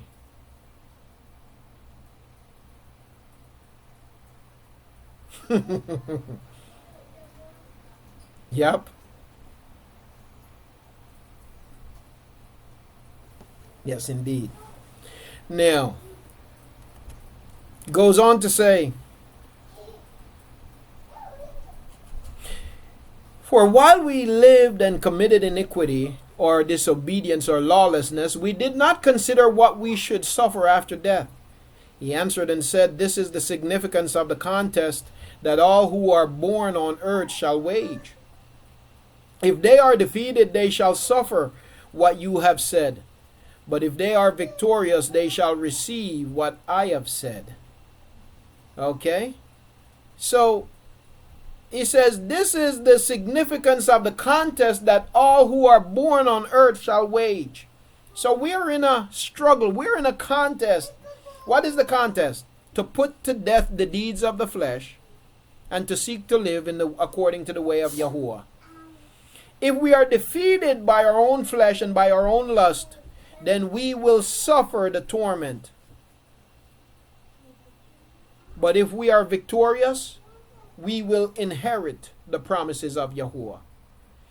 If they are defeated, they shall suffer what you have said. But if they are victorious, they shall receive what I have said. For this is the way of which Masha, while he was alive, spoke to the people, saying, choose life for yourself, so that you may live. Yahuah says, this is what Masha was saying to the people. Choose life, so that you and your seed may live. But they did not believe him, or the prophets after him, or even myself, who have spoken to them. This is Yahuah speaking, who is known here as the messenger Uriel. Therefore there shall not be a grief at their destruction. You hear that now? You know, let me say this real quick. I posted something to Facebook earlier this week, and let me show you how Christianity have dumbed us down again. Let me show you how Christianity have dumbed us down again as a people. I posted something on Facebook this week about, it was an article, it happened last week, I think it was in Australia or somewhere, where a herd of deers, over 300 deers were struck by one bolt of lightning. Over 300 deers were struck by one bolt of lightning, and all of them fell dead. Sad when you look at it. They're animals. They haven't done anything to man, right? But you study the scriptures, and what you find in the scriptures is that the wrath of Yahuah, the wrath isn't against the animals. As a matter of fact, I would say that those animals didn't suffer. They were struck, didn't even know what hit them, and they just fell over and died. They suffered nothing. They suffer more when these people go out there with bow and arrows shooting them and all the evil stuff that they do. Right? But this is what we see in the scriptures. So what is that all about? You know what that's about? That's about the plagues of Yahuah. That's about the plagues of Yahuah. When we study the scriptures and the plagues, Yahuah unfold his plague upon the lands of the wicked. Yahuah strikes everything. He strikes their water. He strikes the animals. Okay? He strikes the fishes of the sea. You know what that's all about? What's the water about? What's their animals about? What's the fish about? It's about their livelihood. No, when these things die, when the animals and the fishes die, they don't suffer anything. Yahuah strikes them swiftly. They suffer nothing. Who are the ones that's going to suffer? The people who are feeding on these. Man is going to suffer. The men are going to suffer. This is the plague of Yahuah. This is his judgment against these wicked lands and these wicked people. A lot of people don't know this. A lot of people don't know this, but this is something that just happened in New Jersey 2 weeks ago. Millions of fishes cleaning up the whole water, river. Millions of fishes floated up dead. And why they died? Because the water was too hot. The water was so hot that the oxygen, it robbed the water of oxygen, and the fishes died. And it made the place where it happened, it made it stink. What is that about? It's about judgment. It's about the plague of Yahuah on the wicked. Yahuah striking the sea, Yahuah striking the land. It's about the plague of Yahuah. So I posted the article about the deers dying, and I said the plagues of Yahuah are coming. I said, bring it on, Yahuah. Something I said.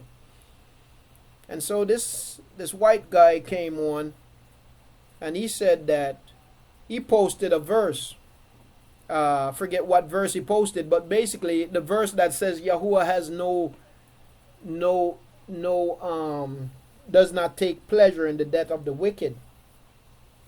So what I did was I posted a bunch of scriptures where Yahuah laughs at the destruction of the wicked, where Yahuah mocks at the destruction of the wicked, where Yahuah takes pleasure in the destruction of the wicked.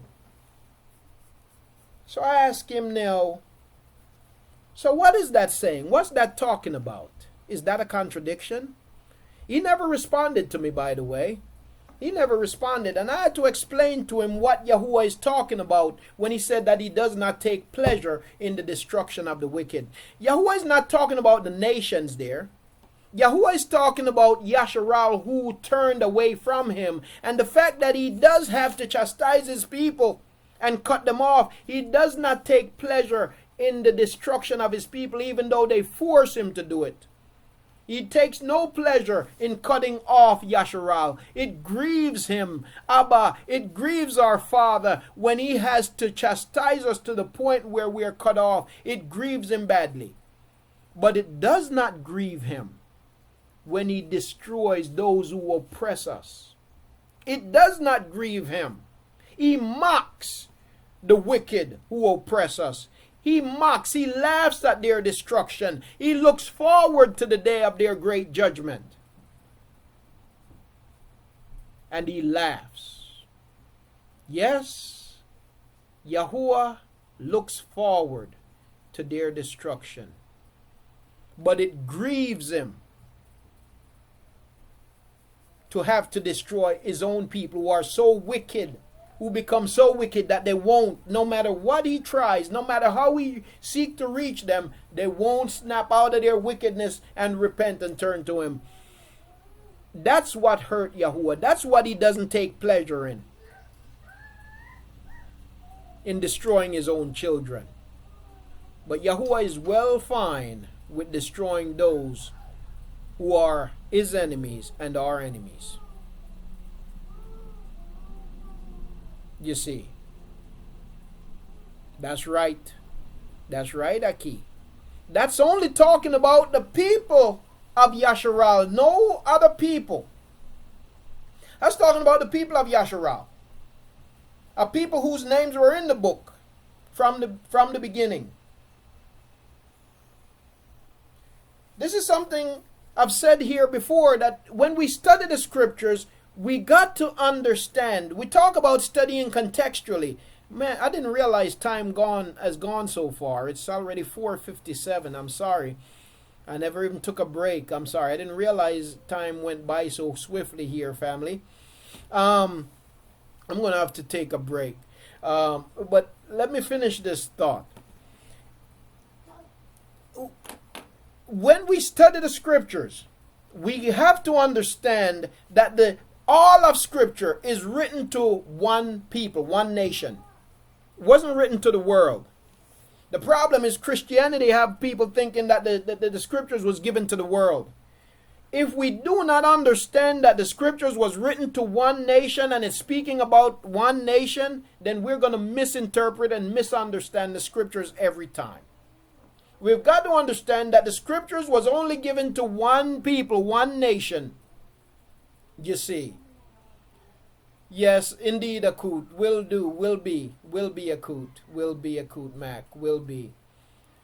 We got to understand that the scriptures was written to one people, to one nation. One nation. If we don't understand that, and family, Yahuah make it clear. Yahuah makes it clear. There are many scriptures that tell us that. Many scriptures, but just to think of it, one quick one. You can go to Psalms, Tehillim 147.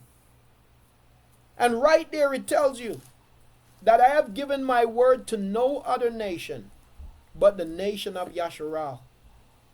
I have given my Torah to no other nation, to no other people, only the nation of Yasharal. He did not give his word to the world. He did not come to the world. John, that verse that they wrote there into Yahuah chapter 3, verse 16, they wrote that in there because that don't go with no other scripture. Where it says, for God so loved the world that he gave his only begotten. All of that is nonsense. All of it. Every bit of it. Not a thread of it is true. That's Christian putting stuff in and taking stuff out. You think that it's by coincidence that Yahuah warned about adding to his word and taking away from his word? It's not by coincidence. He knew they would do it. How does laws work? If there is no law, there is no violation, right? Yahuah knew they would do it, so he instituted the law. If there is no law, there is no lawlessness. And because Yahuah knew they would do it, and they had to be held accountable for doing it, he put the law in place. When you go against the law, you violate the law, you will be held accountable. Yahuah knew they would do it. He knew they would add and he knew they would take away. And they did. But they will be held accountable. He knew the Christians would do it. He knew Yasharal would do it. And it is to Yasharal that he spoke. It was to Yasharal. He didn't speak to the Christian. He spoke to Yasharal when he said that if you add, I will add to you the plague of this book. And if you take away, I will remove your name from this book. No other people's name was added to the book.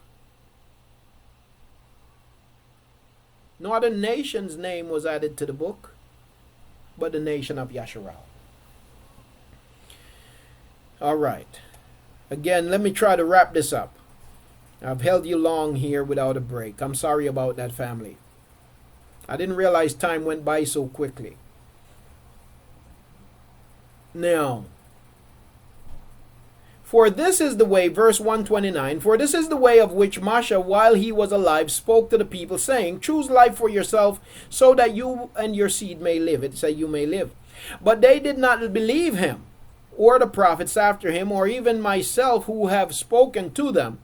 This is Yahuah speaking, who is identified here as the messenger Uriel, which is no other than Yahuah himself. Therefore, there shall not be grief at their destruction. There shall not be grief at their destruction, the destruction of the wicked, so much as joy over those whom salvation is assured. I answered and said, I know, O Yahuah, that the Most High is now called merciful, full of sympathy, because he has sympathy on those who have not yet come into the world, and favor because he is full of favor to those, he has favor to those who turn in repentance to his Torah.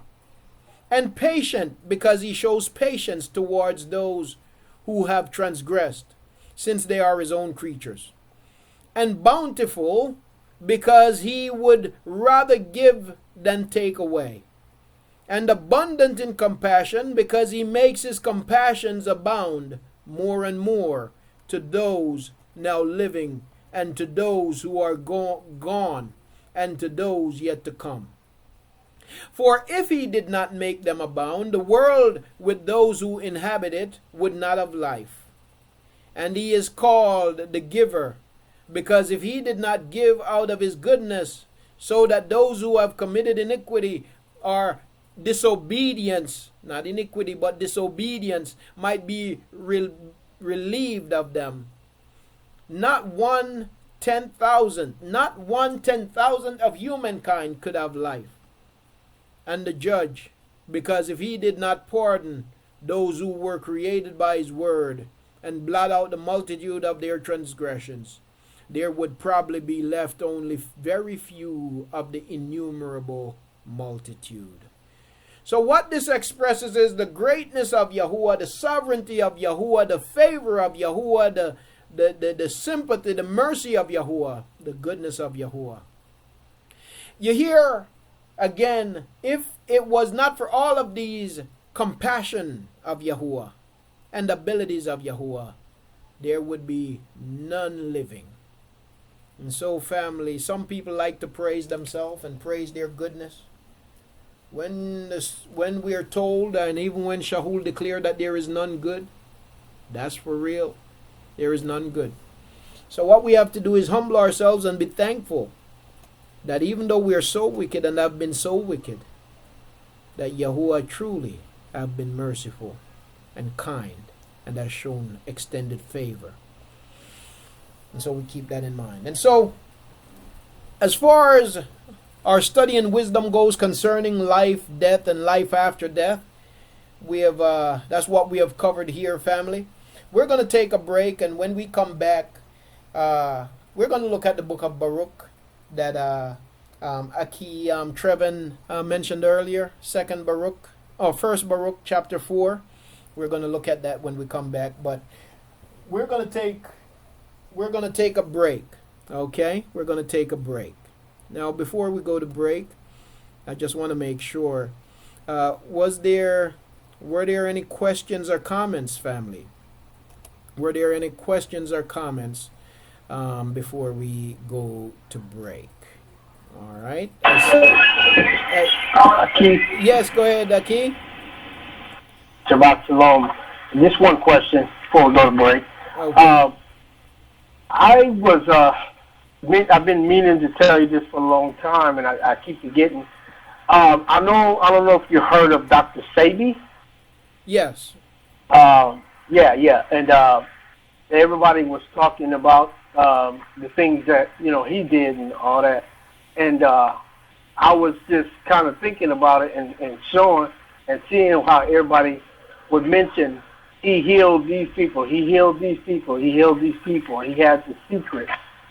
And I was thinking to myself, and I said, well, he technically didn't heal the people, but he had the things that Yahuah had put here, meaning the medicines that you was just talking about when the set-apart ones be risen again and we come back to the land, we're going to have the medicine. Yes. And I just thought I mentioned that, and I was trying to see, because it just kind of put me in the mind of certain people.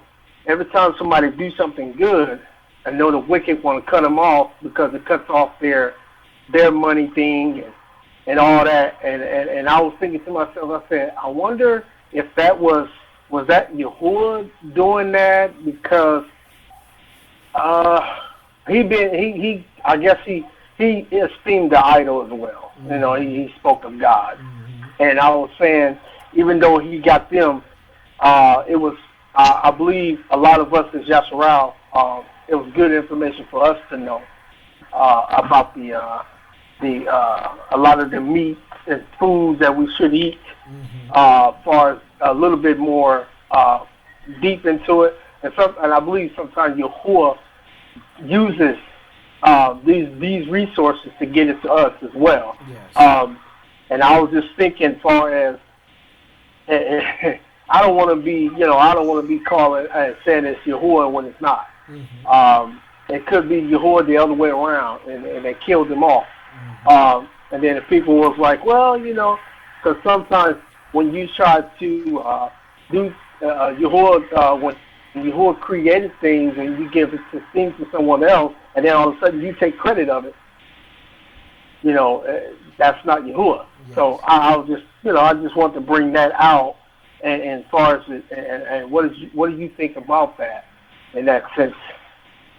Yes, indeed, and that's true. Aki. He had the knowledge, and certainly I'd say Yahuah gave him the knowledge concerning natural remedies. But again, like people always do, are known to do, is we end up praising the creation rather than the creator, and we end up esteeming the healing rather than the healer, and so who is Yahuah, and so that has been our continued downfall. But yes, Yahuah certainly gave him knowledge concerning those things, and he was limited in knowledge. He was limited in knowledge. He was not a man who esteemed Yahuah. And it's out of ignorance. I don't know how much he was exposed to a knowledge of the fact that God is not our creator. God is not the Elohim of the people of Yasharal. He also, and I know that he criticized the scriptures also, in a very pointed way. For example, I see him talking about, I see him criticize the scriptures in a way where he was talking about lamb, and the way he did it was like just an outright criticism of the scriptures. He said that's foolishness. Should never eat lamb and things like that. And lamb in the scriptures, the lamb is there, it's symbolic, right? Yahuah tell us to eat it, and with symbolic for a symbolic purpose, you see. But the way he spoke of it was very he spoke down concerning the scriptures, and that wasn't that's why I never see me share the stuff that he put out, his videos and things like that, because he didn't honor Yahuah. He had some information that was good, but you can get information from any wicked person that's good. Even the wicked have good information, so we got to be careful how we praise and esteem people. Give Yahuah the praise. So to that, Keith, that's pretty much what I was kind of thinking, going at that, because I looked at some of his videos, and that's what I tried to do. I told one brother here in the shop, he had some kind of book that he was reading, and he said, "Oh, this is a book. I don't know what it was called. I think it was called Poor Daddy to Rich Daddy, or Rich Daddy to Poor Daddy, from Poor Daddy, or something." Yeah, that's if I'm not mistaken, is that Donald Trump's book or this other guy's book? There's another guy, Rich Dad Poor Dad. Yeah, it's Rich Dad Poor Dad. Yeah. And he was reading that book, and I kind of, and he said, "Oh man, you ought to look at this, and I said, "Well, yeah, I might, And sometimes I kind of look at certain ones and what I do is I told him this. I said, well, I ain't got no problem kind of looking at it, but what I always do is I always base things off of scripture, and that's what I told him. Mm-hmm. And he said, "Oh yeah." I said, "Yeah, because I believe our knowledge in life is in scripture." and that's the truth. Yes. And I said we do have certain people that do write books, but I don't base it off of that. But some of them have certain information they try to get the credit and try to say that Yahuah has given them this. It's a possibility they give them the knowledge, but it's limited. And I don't just go and just say, oh man, I'm gonna go at this and this is really good. No, not all the time, because I want to make sure it's Yahuah that's in it before I get it and start reading it, and it's not man, because I don't want to be led astray in it. And that's what he was like. Oh, okay. So yeah, so that's why I was saying about the same thing with Mr. Sadie, and I was like, he got some good information in there, but some of the stuff I disagree with, because according to Scripture, this is not, this. And just like when people go around, they talk about the food that we should eat. And they always talk about the Muslim, where if I walk around and, oh, you don't eat pork, are you a Muslim now? No, far from that. I said, and I just don't eat pork. I said, I don't eat unclean food. And that's what the Scripture says. And I said, y'all go around talking about just pork. I said, it's not just pork. There's other foods that he told us to eat that's not unclean. If you got a lot of them in here, oh man, I ain't eating that pig no more, and but then they get to talk about shrimp, and they get to talk about lobster. And I was like, oh, so you talk about this, but you don't talk about that. See, so, but, I told him, you don't supposed to eat none of that. None of that unclean stuff. You got to read the whole thing, not just one thing, because I believe some of them go off of what people say. And, oh, man, and then they see the pig is not for to eat, but then they don't look at the whole thing of what it's saying, not to eat and what to eat. So, and then because a lot of them talk about beef and different things. Oh, you're supposed to eat red. I said, okay. And I said, well, according to Scripture, you can't. We're just not supposed to eat a whole lot of it. but that's all I will say, because I know we got to go to break, and if I have anything else, I'll speak about it later. Okay. So I just say, Yahuah. To the Aki. Aki, Keith, you've been holding quite a while. Please go ahead, Aki. I'm sorry. Shabbat Shalom, Aki. Shabbat Shalom to you, Aki. I just have a very simple question, because I'm pretty sure if not today, someone will listen to this broadcast eventually, and they probably going to want to know the same thing that I'm about to ask you. Mm-hmm. I know we speak of loved ones, family and friends dying. Yeah. So what happens once our eyes are open, as it is today, but we have loved ones that died before our eyes was open? We will not have the right to stand in front of Yahuah on that day and be the middleman for that individual or people in general. Is that correct? Yes, that is correct, Aki. That is correct. So the point that Yahuah was making there is the fact that he said when it comes to judgment is final. And the reason why our people perish in their ignorance, our loved ones, is because of the curses that we're under. So what happened earlier on, we chose to exclude Yahuah. We basically told him, listen, I don't want you in my life. And so Yahuah says, okay, well, that's your desire. I'm not going to force myself on you.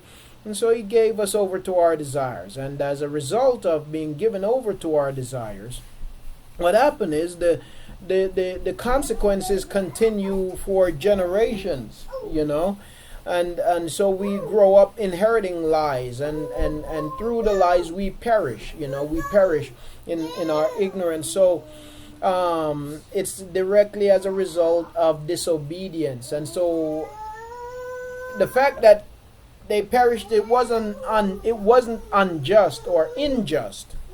And that's what Yahuah was communicating. And so what he says is, what he was basically saying to Atsarai is that right now you don't understand, because you're still limited in knowledge and understanding, and you're not at the place where you're you're totally set apart yet, and so things are going to be things you won't understand everything fully, and you're going to be perplexed by it. But the time will come when you dwell in set apartness that you fully understand, and there will be no mourning, because you will understand that everything that Yahuah does is absolute. He does it because it's just and right. If he did not do it, then there would be no justice, and so yes, to your point, Aki, that's absolutely true. There will be no more opportunity to stand and to try to make intercession on behalf of anyone who have passed on, no matter how long or how short a time.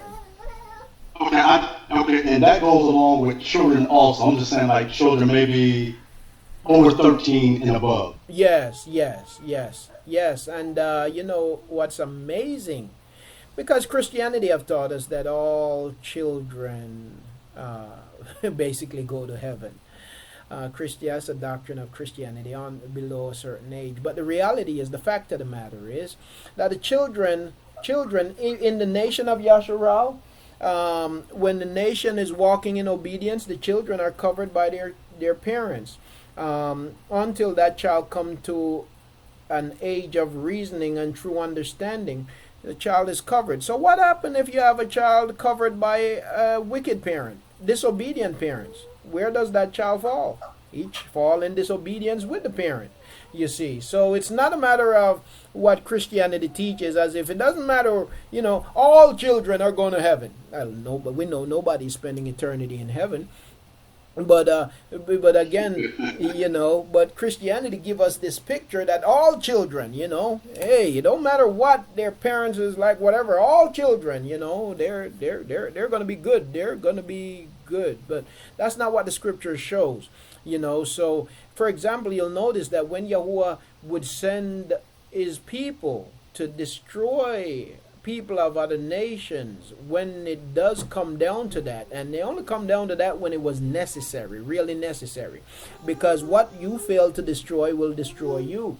And so when it became absolutely necessary, Yahuah didn't just send out Yasharal to go to war against other nations because he wanted to teach our people to be a warring people. No, he wanted Yasharal to be a loving people. But there are times when wars are inevitable. There are times when wars are necessary. There are times when it's necessary for us to stand up and fight as a people.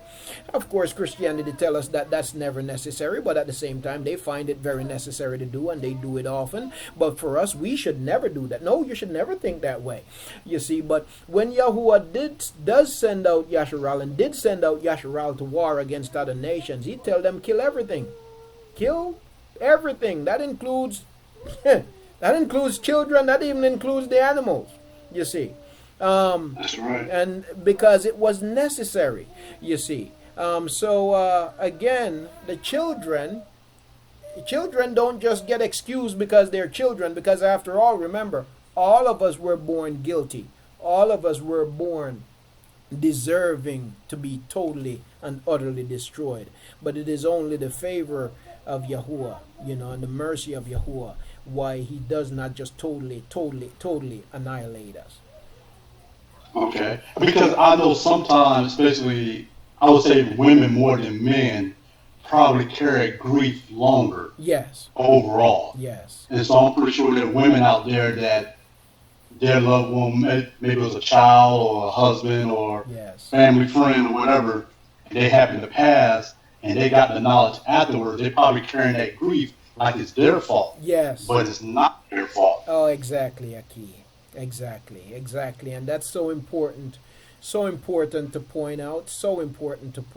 And I'm glad that you brought that up, because like you say, our sisters, they carry grief longer, and because they're more emotionally tied, and they will blame themselves, and it's important for them to understand that it's not your fault, so that is so important, and I'm so glad that you brought that up.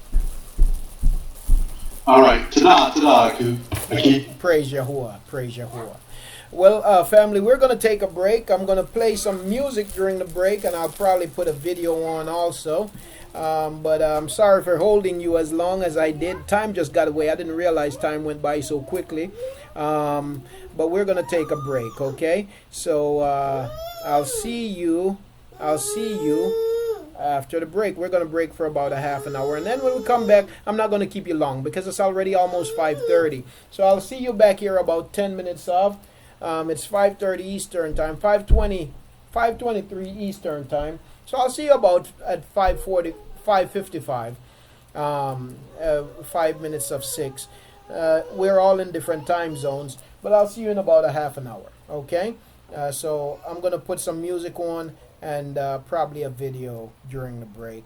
I'm gonna stop the YouTube live stream and start a new one. So I'll send out a new link for the YouTube live stream, and so I'll see you after the break, family.